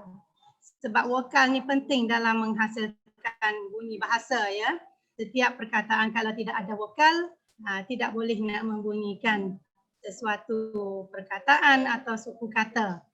Jadi daripada beberapa kajian yang lalu, kajian Ruslan Utai 2005, kajian Haitun, kajian Warawit Baru dan Wamaji, daripada kajian mereka didapati ada berbeza-beza Fonem vokal, katanya dialek Melayu Patani ada 8 vokal, ada 11 vokal, ada 12 vokal. Jadi saya menggunakan teori fitur distinktif model Halis 1995, iaitu tergolong dalam teori autosegmental. Teori ini adalah sangat berpada untuk melihat fonem dalam sesuatu bahasa. Didapati dialek Melayu Patani ini mempunyai 12 fonem vokal, iaitu 8 vokal biasa ataupun normal, A, E, I, O, U, E, dan O. Dan 4 vokal lagi tu vokal sengau. Apabila ada konsonan nasal sebelum vokal, vokal di belakangnya akan menerima vokal dari konsonan nasal tersebut. Jadi adanya 4 fonem vokal, iaitu U, E, O, dan A. Kalau perbezaan secara zahir, boleh kita nampak contoh perkataan makan kan, makan, make, ma tu sudah ada vokal sengau, ma. Sebabnya konsonan nasal me ataupun m tu sudah menyebarkan fiturnya kepada vokal, menyebabkan vokal itu menjadi sengau juga. Itu. Jadi di sini dapat saya kongsikan sebagai makluman bahawa vokal dalam bahasa Thai ada banyak. Kalau bahasa Thai ni ada 32 vokal. Dah banyak kan berbanding dengan bahasa Melayu, itu sebagai pengetahuan. Manakala konsonan bahasa Thai ada 44. Berbeza dengan bahasa Melayu ya. Konsonan bahasa Melayu ada 21 ya. Okey. Jadi dengan peluang International Conference hari ini, saya sangat bangga kerana kita banyak boleh berhubung dengan menggunakan online, iaitu teknologi maklumat. Sekarang ini sudah banyak bidang atau bahagian atau apa-apa pun yang menggunakan teknologi. Jadi kita tak boleh nafi. Kalau tak ada teknologi, mana kita boleh menggunakan conference secara webinar ini. Jadi dengan adanya online, kita boleh berhubung, boleh berbincang, boleh bekerjasama dalam semua perkara. Dan di Thailand ini, teknologi sudah merebak ataupun telah diguna secara luas. Yang paling penting yang saya nampak di sini, kalau dengan adanya COVID ini, ekonomi di negara Thailand ini sudah berubah. Ada yang mundur dan ada yang maju. Sebabnya orang boleh membeli belah, mengorder barangan daripada online. Jadi dengan teknologi inilah kita boleh membina, memajukan masyarakat kita. Jadi saya tidak banyak bercakap untuk peluang kali ini. Cuma saya minta maaf sebab saya tadi ada dengan pelajar-pelajar. Walau bagaimanapun saya mengucapkan berbanyak terima kasih kepada pihak penganjur khususnya Universitas Muhammadiyah Malang yang memberi peluang kepada saya dan juga kepada para pembentang serta para peserta yang mana dapat mendengar dan berkongsi sedikit ilmu di sini. Dan saya rasa setakat ini saja bagi saya. Saya ucapkan terima kasih dan Assalamualaikum warahmatullahi wabarakatuh.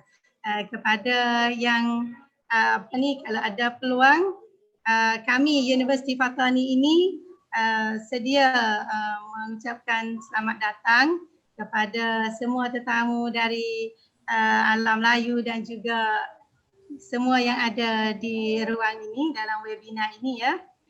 Kami di sini ada banyak bidang.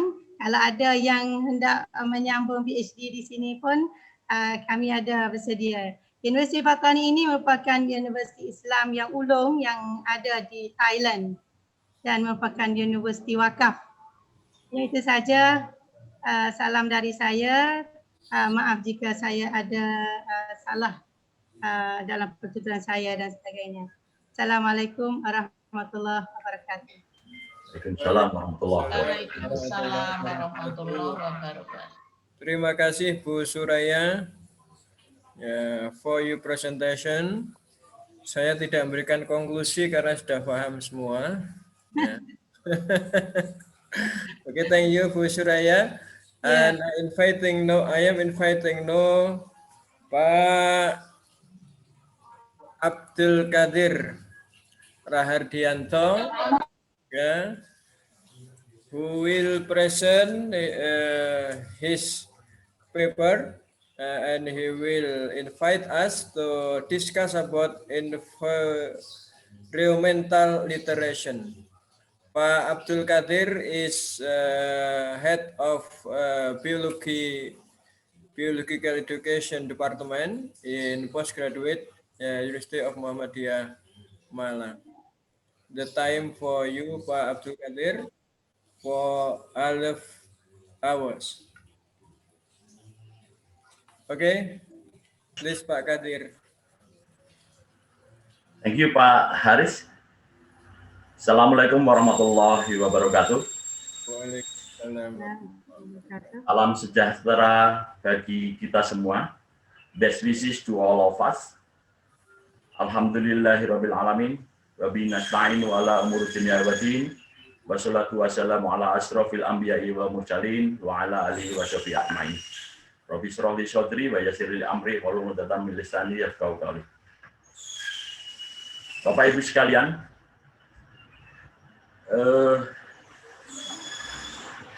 in the past year before COVID-19 pandemic began, I shocked to know how some students freely throw their garbage at the table at public area. They eat, they drink, laughing out loud, discussing cheerfully with it, and after that they leave almost all their food waste at the table, although they are at the dose area. This condition in environmental term, it's called not in my backyard syndrome, or NIMB. This morning, we are discussing about student environmental literacy to manage environmental conflict in urban area. An assortment of the numerous structure for environmental literacy or ecological literacy or eco-literacy is covered and used to analyze and contrast framework across multiple dimensions of affect, knowledge, skills, and behavior. The phrase of environmental literacy was earlier used 52 years ago by Roth, who seek information, how shall we know the environmental literate citizen?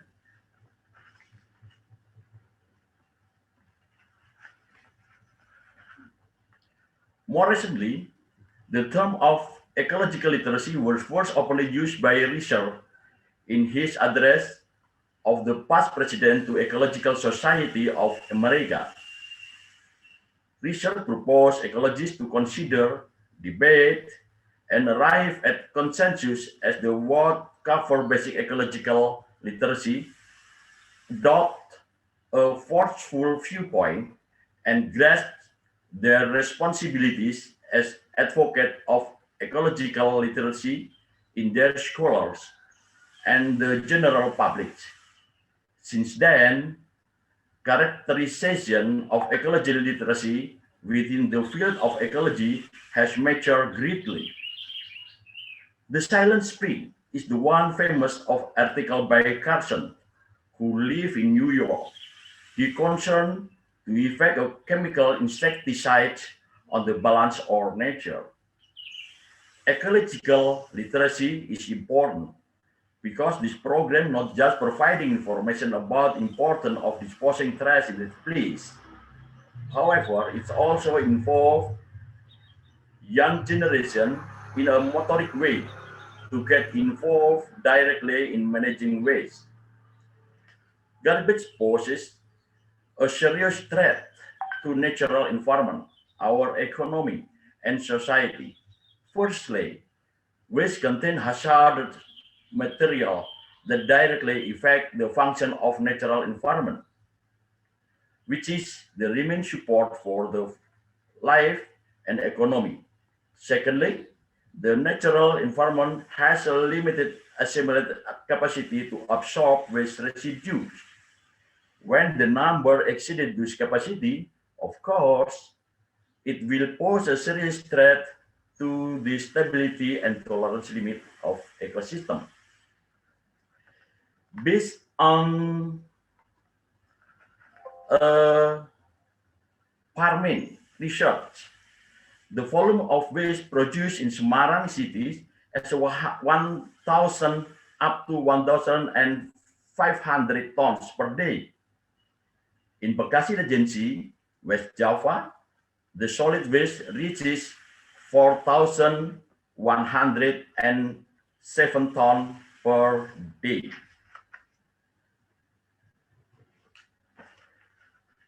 The amount of waste generated of these community activities requires good management. Waste management in urban area usually include the formal and informal sectors. In informal sectors consist of individuals, groups, or small business that are neither legal nor have standard regulation. In this situation, conflict on waste management among society happens. Me myself shows that public knowledge and awareness are important in protecting the environment. So, environment behavior that can be observed in many people is the manifestation of one feelings, perception, attitude toward the environment. Further research shows that the knowledge, feeling, and attitude and goodwill for environment, a good environment behavior will emerge. Research method. This research is qualitative research approach that describe a phenomenon using qualitative words, pictures, charts, table, and numbers. Field research is used to explore real and actual thoughts and action about environmental literacy. The questionnaire was developed from several literature. Research design. The research design used this study is ex post facto, which is a tracing study of event by tracing back to determine the factor that causes the incident. To obtain holistic data using sequential explanatory research strategy based on Creswell and my location research in biology study program at University of Muhammadiyah Malang at undergraduate level. The research was conducted in August up to November 2020. Type of data. The type of data in this research is a qualitative and quantitative data. Primarily, data were obtained from result of questionnaire instrument given at the time of the study. Respondent, the population of the study all students of Department of Biology Study Program from all batches totaling 728 students. Subjects were selected randomly by sharing the Google form link via the student WhatsApp group. The data is retrieved within 24 hours after the link is shared.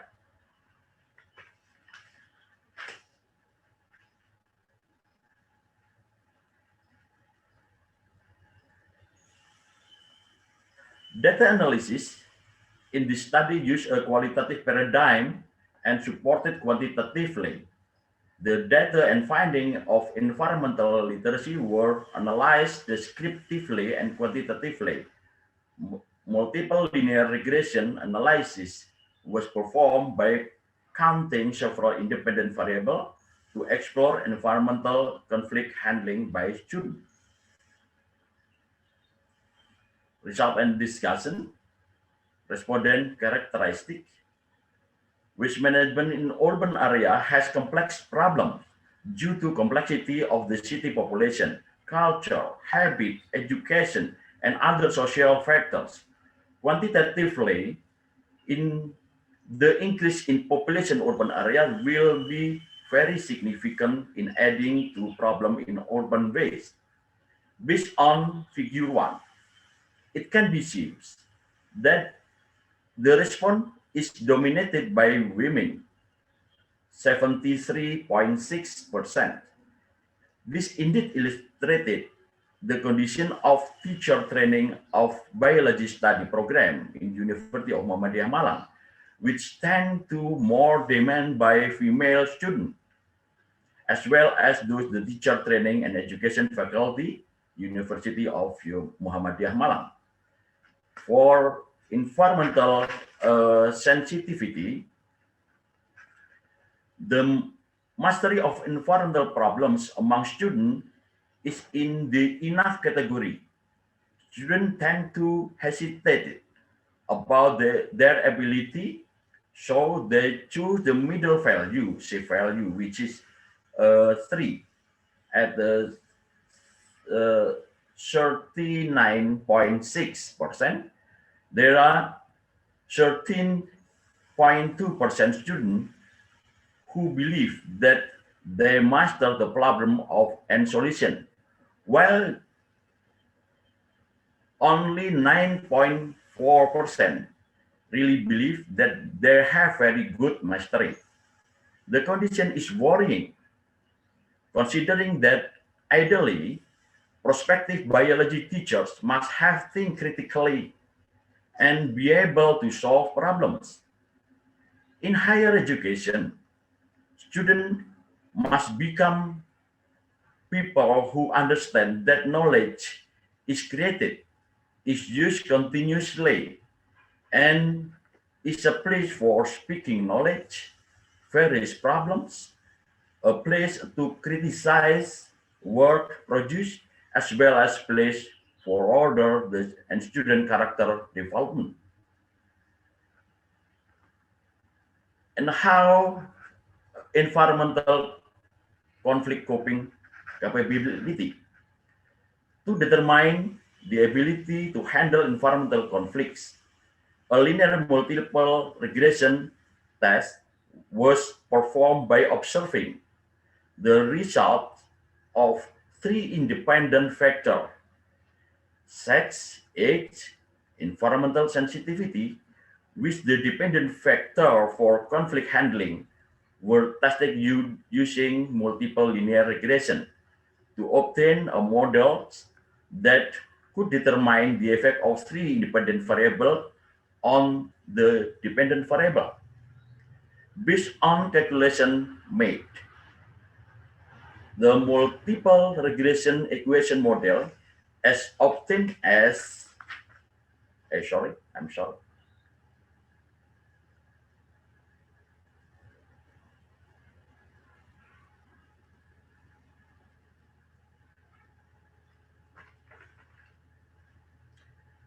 environmental conflict coping equal to 53.895 plus 0.168 plus 0.743 environmental sensitivity plus 1.458, which is mean that the highest factor affecting the handling of environmental conflicts is environmental sensitivity, which is equal to 75.3%, followed by sex equal to 45%, and the lowest is sex equal to 16.8%.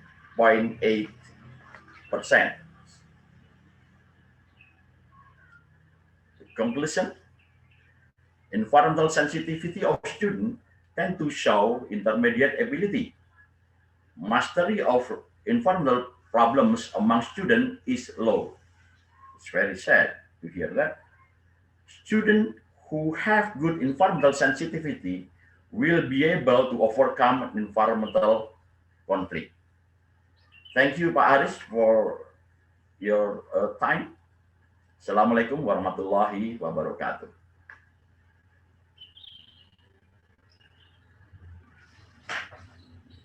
Waalaikumsalam warahmatullahi wabarakatuh. Thank you, Pak Kadir, for your presentation. We know from his presentation that ecological literacy is very important for us, and his study so that the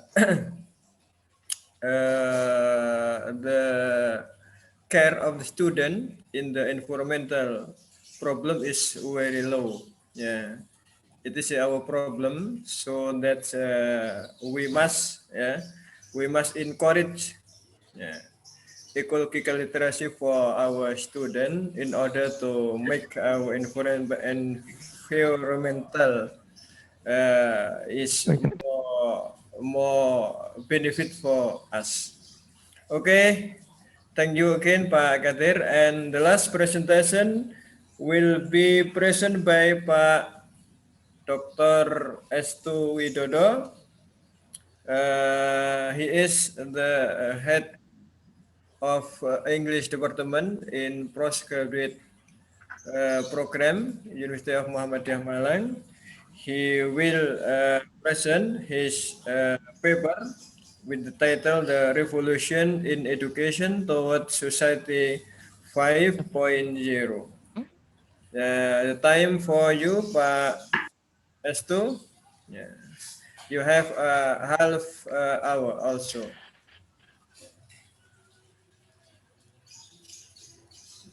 Halo, Pak Estu. Thank you very much, Pak Aris. Okay, Bismillahirrahmanirrahim. Yeah, thank you very much. Bismillahirrahmanirrahim. Assalamualaikum warahmatullahi wabarakatuh.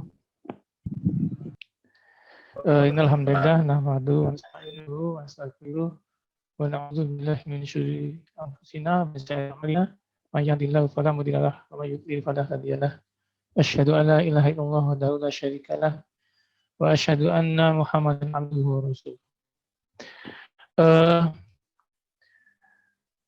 Bapak Kamboja, Pak Muhammad Musa from Singapore, Muhammad Amin, Bapak Muhammad Amin, and then Ibu Suraya from Malaysia, Abdulkadir.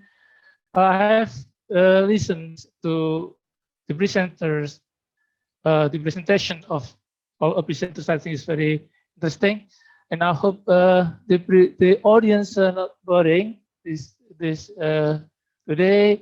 And I will not present for long because I'd like to discuss about education for society 5.0. Yeah. So and then. So first, I discussed about the brief characteristics of society 3.0 and society 4.0. We are in the transition process, between society 4.0 and society 5.0, And actually, but the Society 5.0 is around the corner because we also want partly in the Society 5.0. Yeah. And then we try to see what are the jobs here of future that people, students will face in the future, dealing with Society 5.0. And then we see that we discuss also briefly the modification or the evolution or even the revolution of basic concepts in education. Yeah. And we, as educators, students are required to know the basic concepts. Otherwise, we'll become the victim of the Society 5.0. And then we also see the different roles of teachers, also different roles of students. Yeah, I think the discussion or topics presented by the previous speakers are closely related to what I'm going to present. Yeah, like what happens in Singapore, in Cambodia, also in Malaysia. Yeah, I think we are learning many things from Malaysia, from Cambodia, also from Singapore. Yeah, also from what Abdulkadir's presentation. Okay. If we see long time ago, yeah, our grandparents are what lived in hunting society. At that time, what they just follow available games and just follow edible plants, edible meats, and what they thought was that how to survive. Yeah, and then by following available games, by following or finding edible meats, yeah, also edible plants, they are able to survive. And then hunting society is followed by farming society. Just talk about that briefly. Farming society, at that time, the land was abandoned. Yeah, so abundance of lands, great opportunity to be successful, to survive. But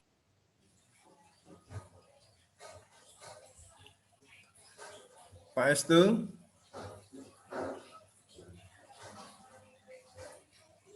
Halo Pak Estu.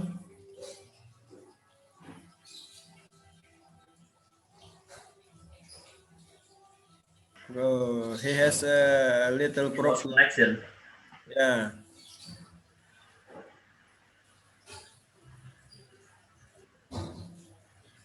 Maybe electricity. Maybe.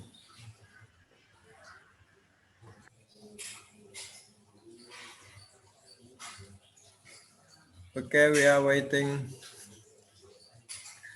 Pak Estu to come again.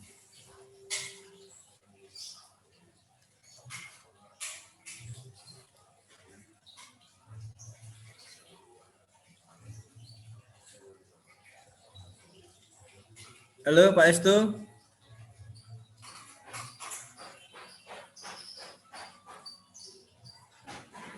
Halo Pak Estu. Pak Estu.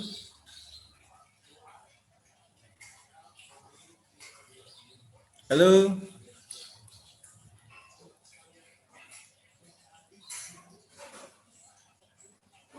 Pak Estu.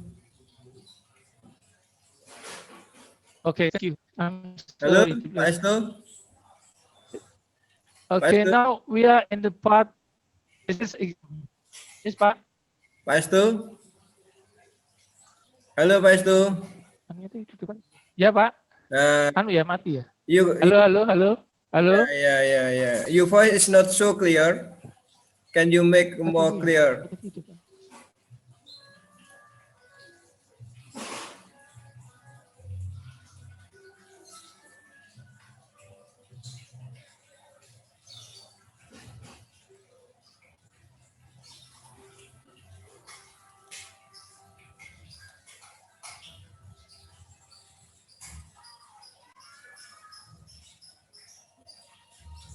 Gimana Pak? Bisa jelas Pak?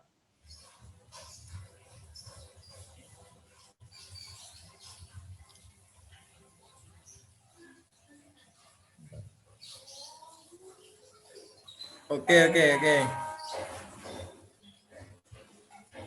Bisa gitu Pak Aris? Ya. Bisa di itu? Oke. It is clear no. Baik. Nah. Okay. Okay. Oh yeah.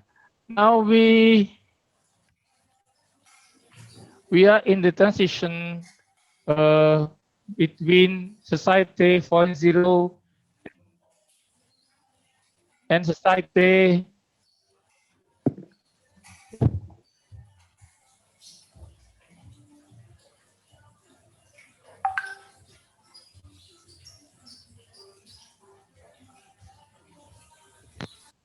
yeah. Okay, we are in this I'm sorry. Transition process between society 4.0 and then society 5.0. Yeah.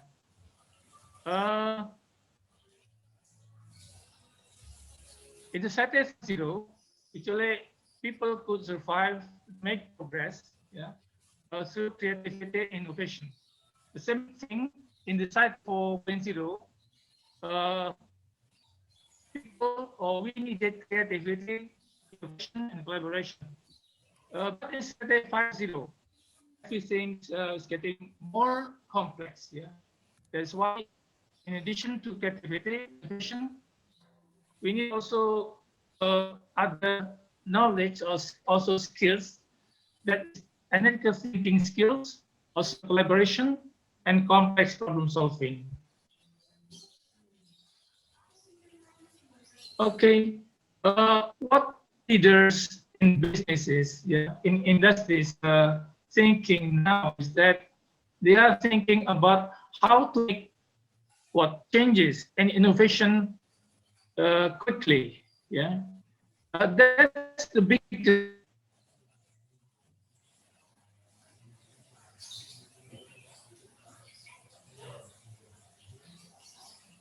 Wah, Pak Estu hilang lagi nih. Putus-putus. Iya. Putus lah ya. Where is he? Estu, where did you join? From your home or from your office? Maybe at his home. Oh, I know. This connection is very bad if from home. Ya. Interactive correction. Pak Muhammad Najib tidak ada gambarnya itu ya.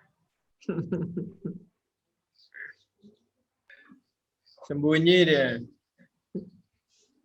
Ada.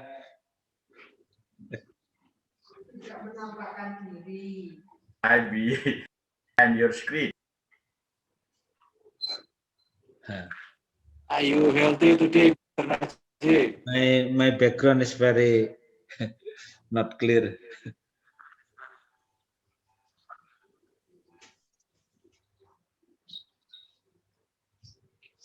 Where, Pak Estu?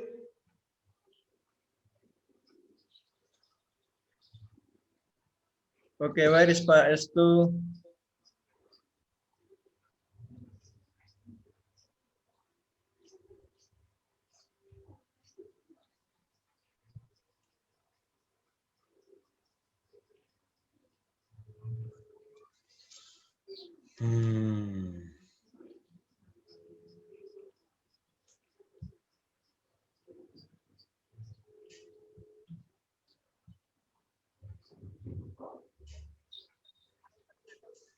Iya, putus-putus. Sama nih.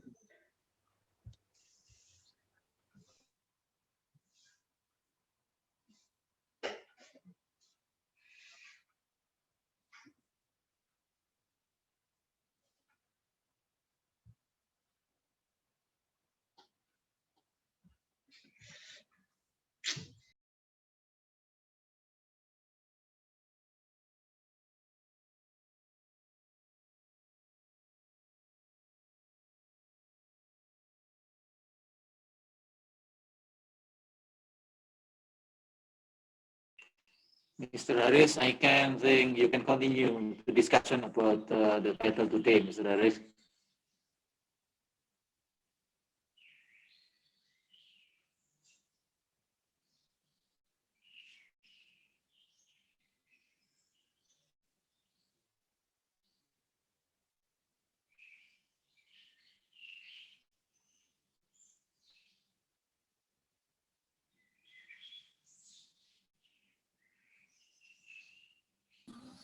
While we are waiting Pak Estu, maybe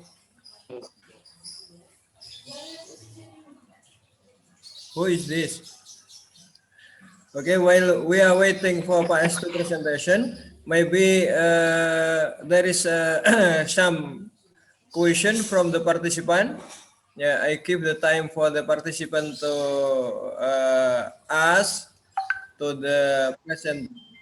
Okay, I give 5% to ask to the participant. Haris, me Okay, first. raise your hand. Yeah. Okay, Bu Hartiningsih. My video is not working, but I would like to ask. Bu Maya. Okay, thank you. Ningsih and Bu Maya, Maya Dwi. And the other? Only two?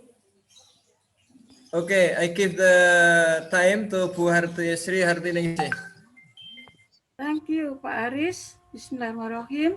Assalamualaikum warahmatullahi wabarakatuh. Well, honestly, it could be really a good thing about the topics today. Really interesting for me, talking about humanity here. Well, because of limited time, I just focus. It could be into speakers. It come to Dr. Amir from Singapore. It's kind of great talking about the teach less, learn more, and then it could be this one really interesting thing for me here. It could be problem solving, not only problem, but also creating the new opportunity. This one really interesting for me. Well, my question is that to Mr. Dr. Amir from Singapore, could you please clarify more detail, please, about thinking school, thinking school, learning nation, and preparing for the future workplace. This one really interesting here to know more about this one. That's one for Dr. Amin. And the second one for Dr. Estu. This one really interesting to discuss about fostering creativity related to job for future. Pak Estu, I do believe you listen to us. So could you... Yeah, this one really interesting to discuss about the fostering creativity, right? My question is that related to job for future, could you please give us more detail how to fostering creativity related to job for the future? Thank you, Pak Estu. Thank you, the moderator. Question, Bu Sri Hartiningsih. And the time for Bu Maya. Okay, thank you, Bapak Moderator. I'm sorry because my video is not working. I have two questions. My first question is for Bapak Abdulkadir. How to improve the environmental literacy or ecological of our students? Because maybe, in my opinion, the ecological or environment policy sometimes is not sexy or is not priority. And then my second question is for all of Keynote. What are the measures of success on educational, maybe some indicator which are not formalistic? Thank you, Mr. Moderator. Okay, thank you, Bu Maya. All the presenters, there is to two participants that ask you. First is from Bu Hertiningsih for May Mr. one more Amin. question? Yeah. May one more question? Okay. Bu Rahayu. Rahayu. Okay, Bu Rahayu. Yeah. Okay, time Since for you you. give, thank you. Since I hear that you give for 5 questions, but still 2 questions. Okay. Thank you, Pak Haris. My question is for Dr. Abdulkadir. Okay. I'm so happy from the presentation from Pak Abdulkadir because we have the same concern, Pak Abdulkadir, from the different perspective. Surprised that you find that the student literacy of environmental is still unsatisfied, ya, Pak Abdulkadir, ya, still low, ya. I also have experience to study about green consumer, Pak Abdulkadir. Sorry, Pak Abdulkadir. Similar name, sorry. Green consumer that they still have a low awareness, yeah, in disposing food packaging, yeah, disposing food packaging, and also in buying packaged food with the green packaging.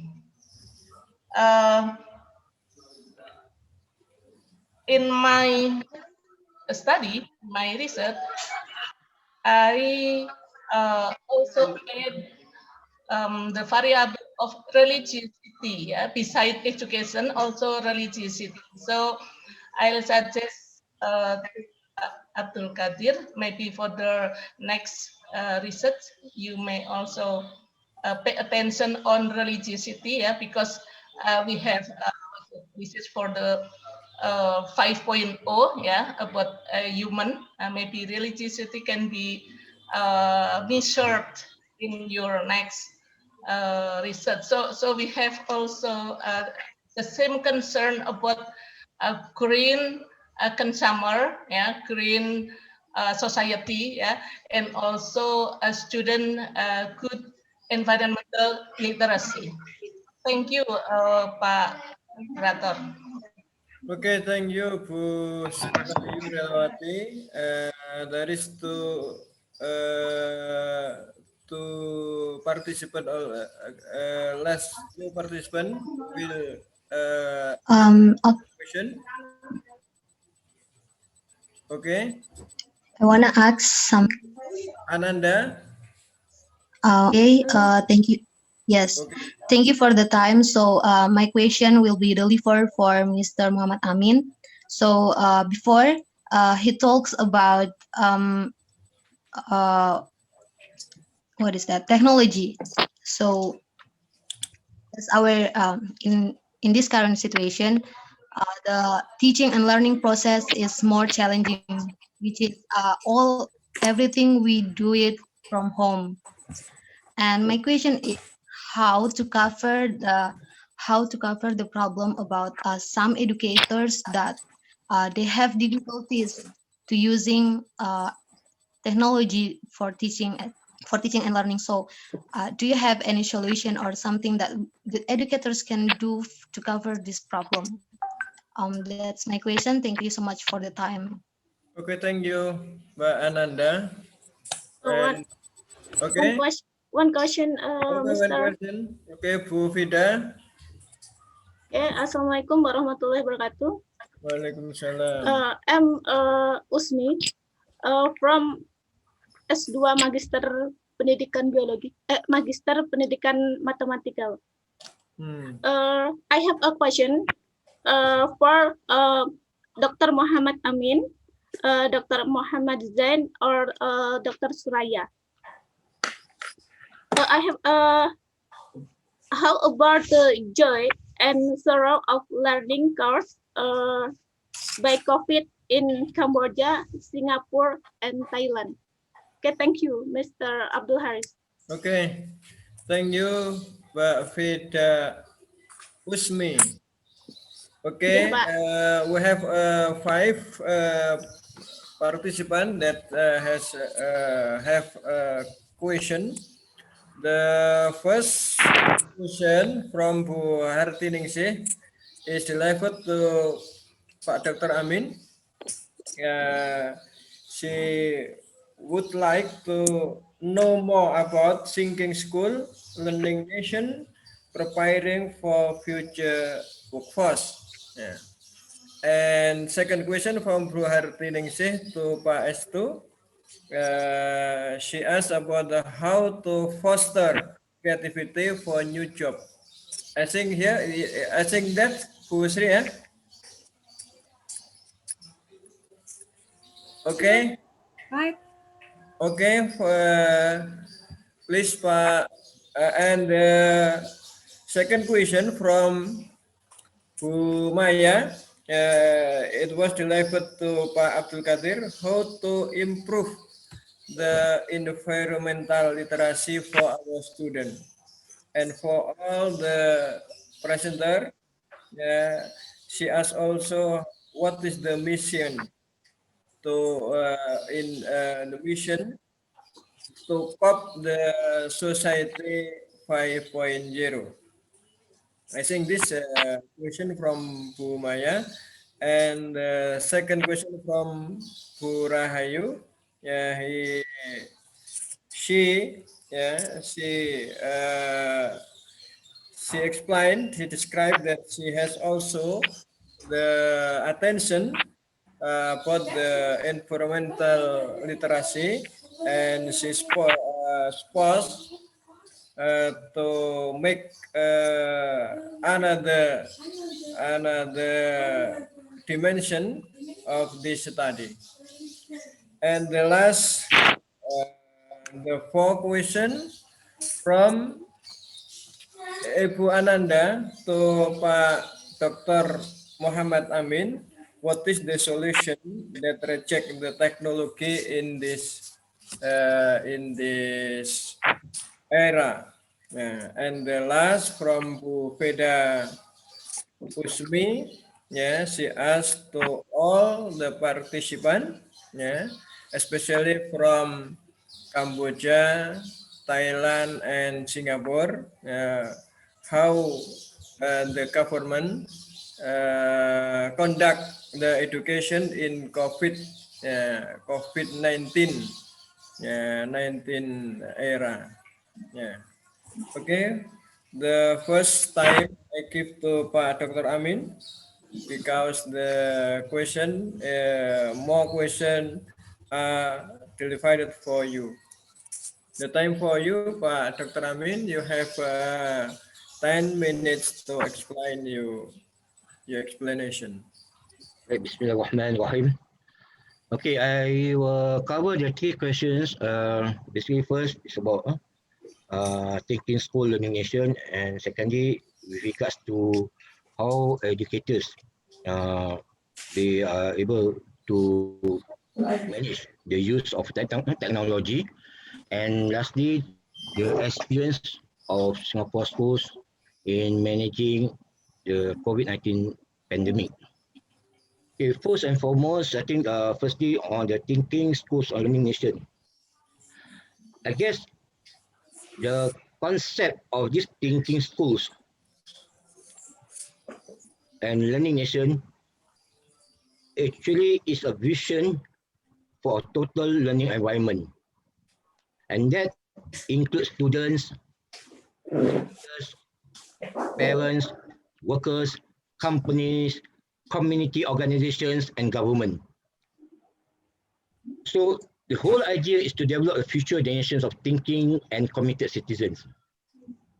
So at the education level, the Singapore Ministry of Education is undertaking a fundamental review of its curriculum and assessment system to see how can we better develop the creative thinking skills and learning skills required for the future.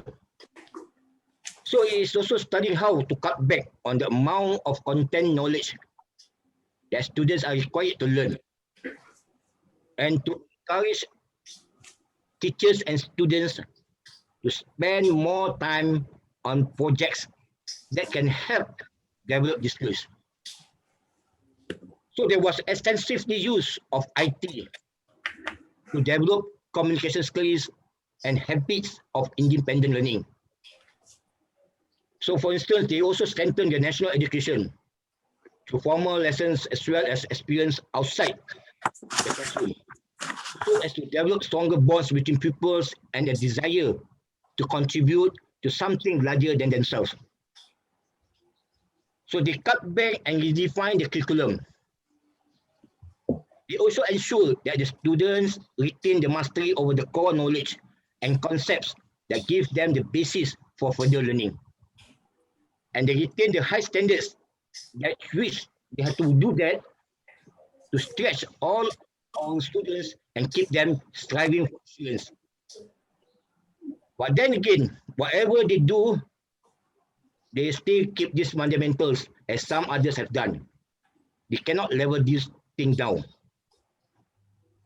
So what they propose is to fire passions in the students so that they have this passion for learning instead of studying for the sake of getting good grades in their examinations. So passion is generally lacking amongst our students, including many and also our most able students. So that will become, so they will make that this knowledge become fragile. No matter how many A's or many distinctions they get, unless they have the desire and aptitude to continue discovering new knowledge well after they leave schools. So it is the capacity to learn that what defines excellence in the future, not simply what we achieve in school. Thinking school must be the crucibles for questioning and searching within and outside the classroom to forge this passion for learning among our young. So thinking schools also redefine the role of teachers. So every school must be a model learning organization. Teachers, principals will constantly look for new ideas and practices and continuously refresh their own knowledge. So teaching will itself be a learning profession like any other knowledge-based profession of the future. So we will have to take this into account in reviewing the school curriculum. So that is why, as I mentioned earlier, that teachers must be given time to reflect, learn, and keep up to date. Then teachers will be able to make the textbooks and the internet relevant to their students, relating what is learned to current events and issues. I hope I have answered that questions. As for the second questions, with regard to the educators, especially in the use of technology in this current situation, as well, how educators who don't have this ability to use educators, my simple answers to those educators, go for training. If you don't go for training, you are not well equipped with this so-called the know-how of handling the technology. How are you going to be able to deliver your lessons to your students? So training in Singapore is very crucial. Every month, every day, there's a training for them.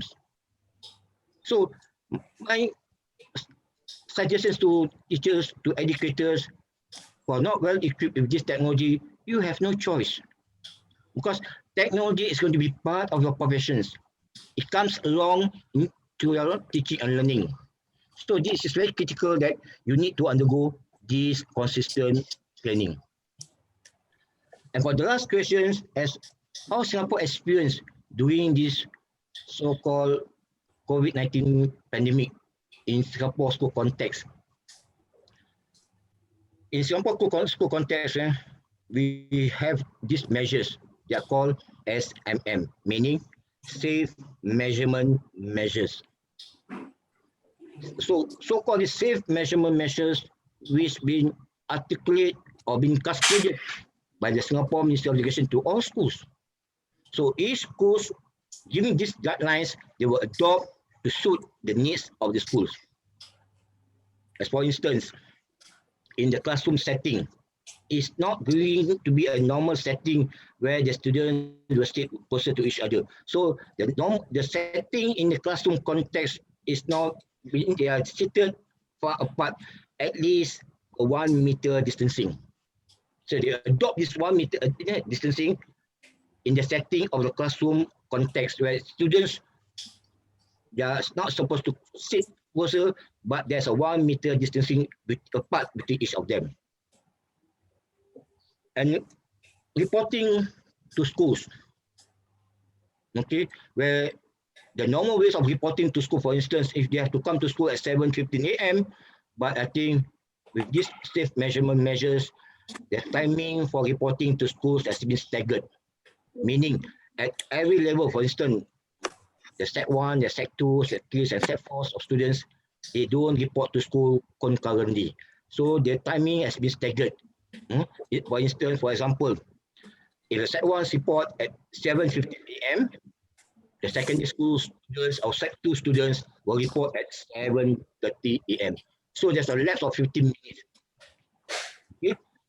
Then again, in terms of the recess times, during the break time for students, there's also a staggered timing where in each table, okay, the students are not allowed to be seated more than 5 students per table. So meaning they put a kind of guidelines for students, they cannot intermingle between each other, between from different class and another class. So there's this safe measurements involved in putting these safe measures in place. And as for teachers, where they're seated in the classroom, okay, we don't put all the teachers who teach the same subjects seated in the clusters. Okay, they are not seated in a cluster, but then again, they are supposed to be seated separately. Okay, they even have another set of staff room, which is so-called temporary classroom for teachers, so that teachers of the same subject, for instance, you have 5 maths teachers, okay, so they are not supposed to be seated amongst these clusters. So they are separate from one staff room to another staff room. So in the event, if any of the teachers get infected by the COVID, okay, the school still can run, and we still have teachers to teach our students. I hope these few examples is enough for me to clarify or answer to the question of the participants. I pass back this to you, the moderator. Okay, thank you, Pak Dr. Muhammad Amin. And the time now to Pak Abdulkadir. You have 2 questions and few question. Okay, Pak Kadir. Bu Maya and Bu Rahayu Relawati, thank you for your valuable question for me. Environmental literacy, it can be improved by firstly increasing environmental knowledge, because it helps acquire a basic understanding of environment and the problem associated with it. These aspects include the ecological knowledge and understanding of important concepts in ecology, principle and theory about how the system works and its interaction with the social system environment, as well as cognitive skills. Is the ability to analyze, synthesize, and evaluate information about environmental issues, understanding this condition, help generate attention among individuals, students, who created a willingness to act on environmental conflicts. Environmental knowledge, in the turn, it can affect attitude that will ultimately improve behavioral intention.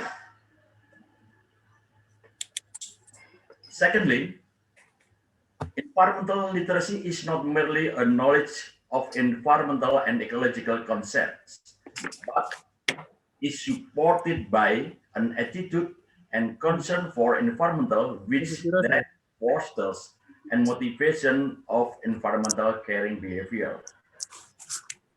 This is for Bu Maya. And Bu Rahayu, I feel so sad to hear from you that our research results have, let me say, a similar result. Low awareness in green consumer and environmental literacy. But me myself agree with you, Bu Rahayu, suggest to measure eligibility in environmental literacy. Thank you for your suggestion. Thank you very much, Pak Haris. Time's yours.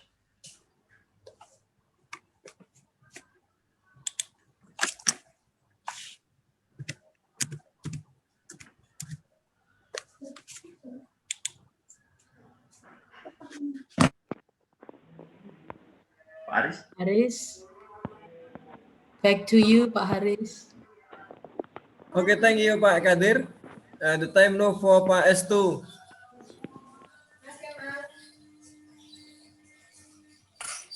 Okay, thank you very much, Pak Haris.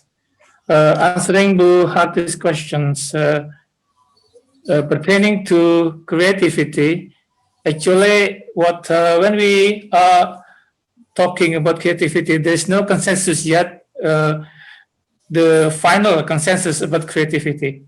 But there are some experts defining like a kind of hierarchy of creativity that, namely, mini creativity, and then little creativity, and professional creativity, and then big creativity. I think we in education field can start facilitating creativity and fostering creativity to the smallest one, that is mini creativity, by involving students meaningful ideas and insights, by appreciating the answers, by giving opportunity to ask questions, and also to share ideas. And maybe at the university, we can do little higher, than the mini creativity that is involve them to involve in daily thinking and problem solving. So in classroom, we facilitate them, foster them to solve daily problems, difficulties, and adapt to changes. I think that's the basic of creativity. Because for professional creativity, I think it could be done maybe for master students, because when they are in their jobs, I think they become professionals. I think they can do professional creativity based on their perspective jobs, or works, And the last one, the highest, is the biggest. I think is like Ford, also for who in Apple, in Samsung, I think they are big creativity or great creativity, But I think all of them are like a kind of hierarchy. I think we start from the smallest one, and we can do that at our classroom with our students. Okay, thank you. Okay, thank you, Pak Estu. And the next chance to Pak Muhammad Zain.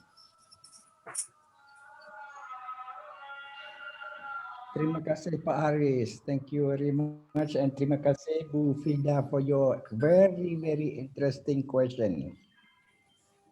The COVID has closed down all the school in Cambodia, and they were allowed to have this online teaching.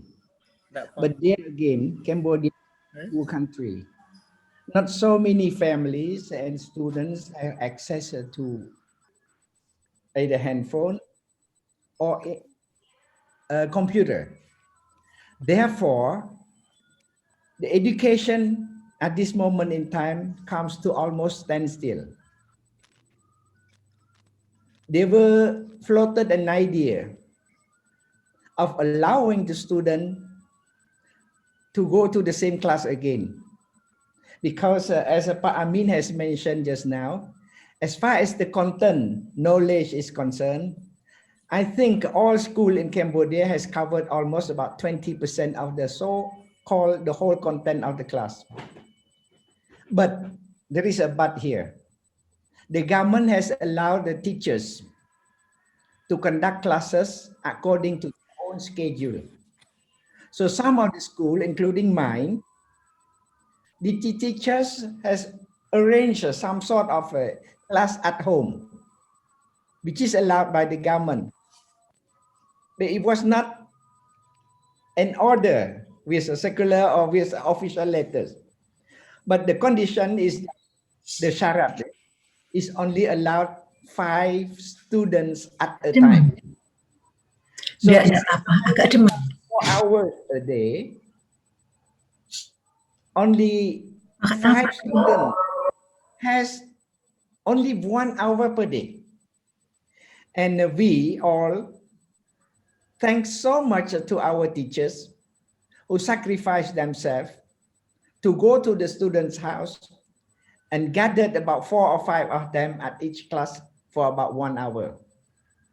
This is what's happening in Cambodia. And as the content is definitely, I would say, something like about 20% of the yearly content, which can be taught to the student now. We pray, inshallah, we pray that the COVID, as we can see now from the data, is not very serious in Cambodia.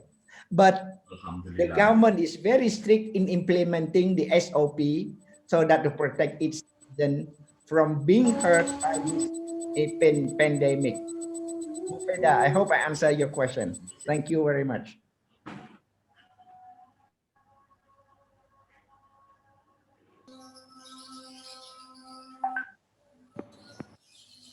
Thank you, Pak Muhammad Zain. And the last opportunity for Bu Dr. Suraya. Silakan Ibu Suraya.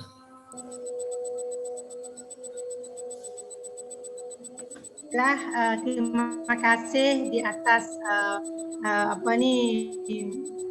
peluang yang sangat berharga ini. Saya ingin mengucapkan jazakumullah khairan kepada pihak penganjur, khususnya Universitas Muhammadiyah Malang, Indonesia, yang telah memberi peluang saya dapat mendengar dan bertemu dan berbincang dalam ruang webinar hari ini. Semoga semua ilmu yang dikongsikan hari ini dapat memberi manfaat kepada kita semua, dan semoga Allah memberkati semua amalan kita.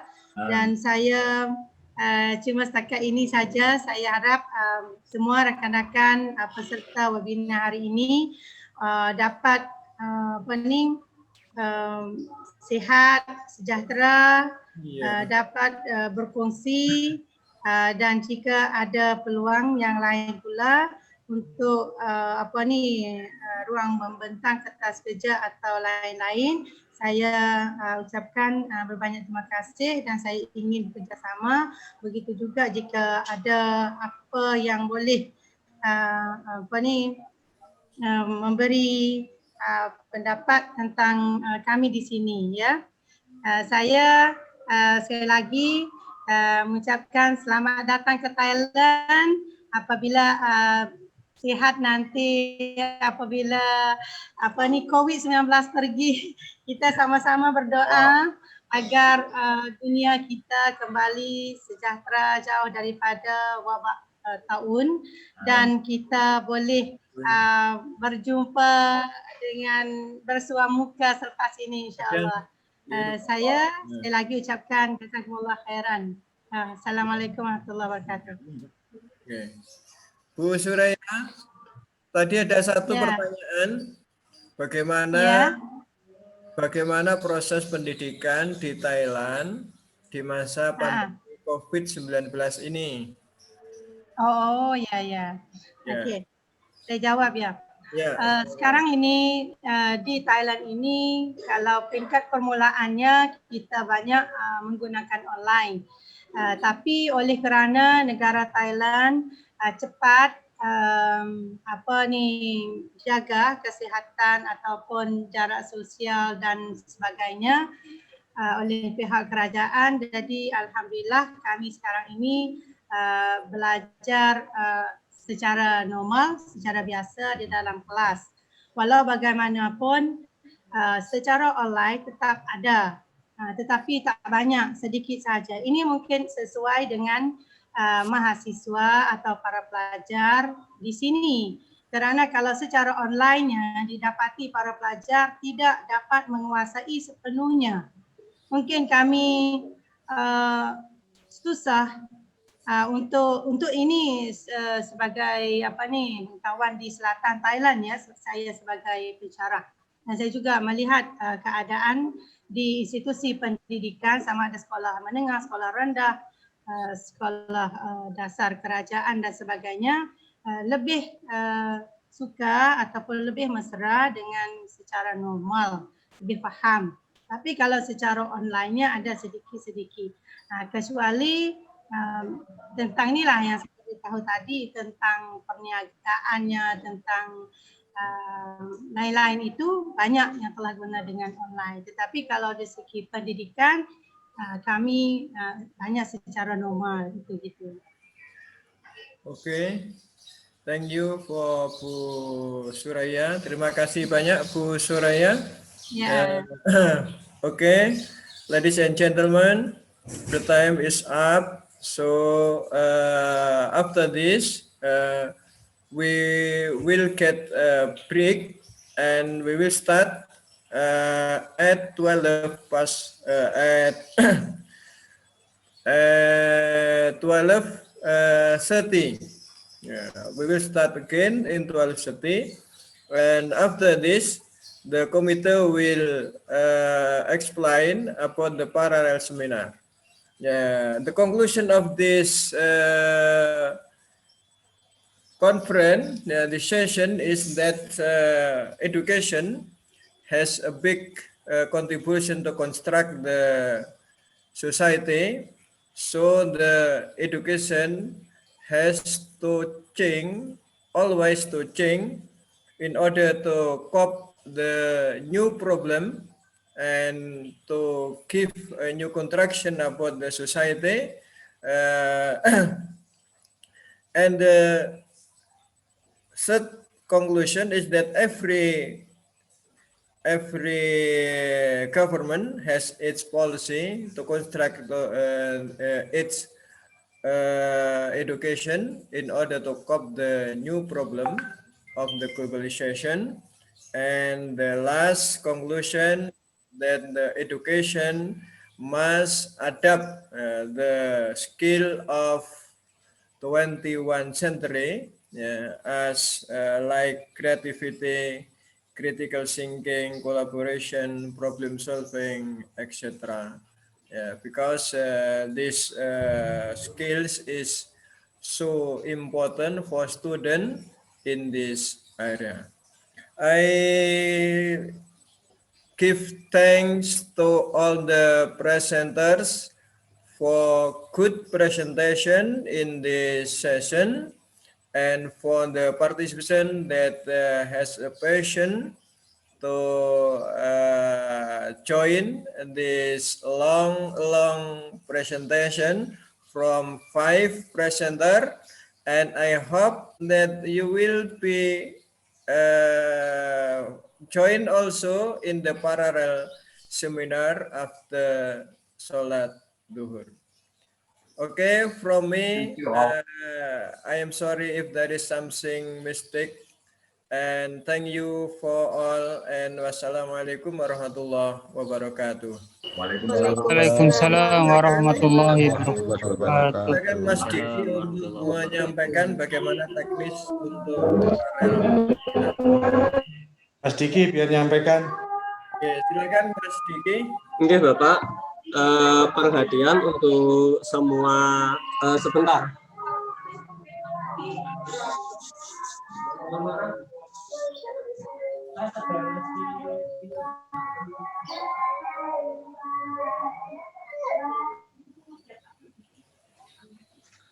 Baik, untuk semua partisipan yang rencananya hari ini akan mempresentasikan poster, mohon untuk tidak leave dari ruangan ini karena akan saya bagi, sehingga nanti pada saat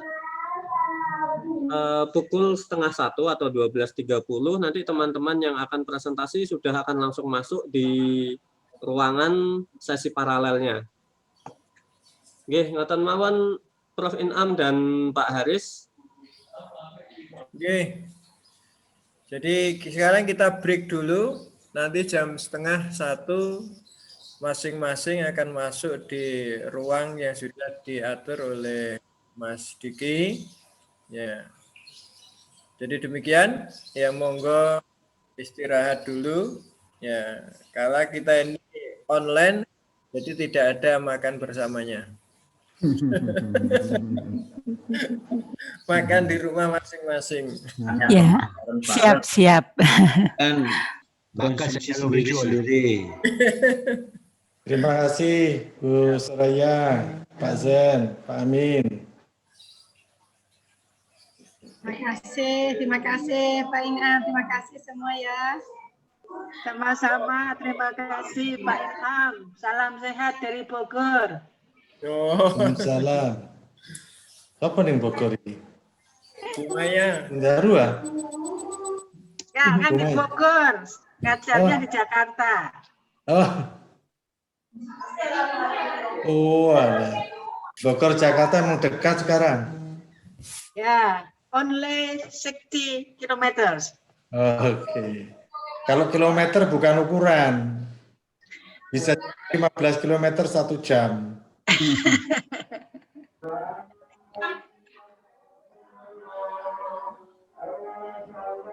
Tahun depan kemana nih Pak angkanya? Ya Uzbek. Alhamdulillah, Uzbekistan. Insyaallah Uzbekistan. Amin. Siap-siap Bundaru. Amin. I will get. Siap-siap sanggupnya yang banyak. Oktober, mudah-mudahan COVID berlalu. Siap-siap. Uzbekistan. Pilihannya tepat, banyak wanita cantik di sana. Ya Bu ya. Loh, apa hubungannya itu? Itu media massa saja, padahal nggak ada itu. Pilihannya bapak-bapak itu, Maya. Tapi kita juga senang ya Bu melihat orang cantik ya Bu dia. Iya, betul. Senangnya beda ya Bu ya. Mana sih? Senangnya katanya beda mana sih? Oh iya. Jadi senang dan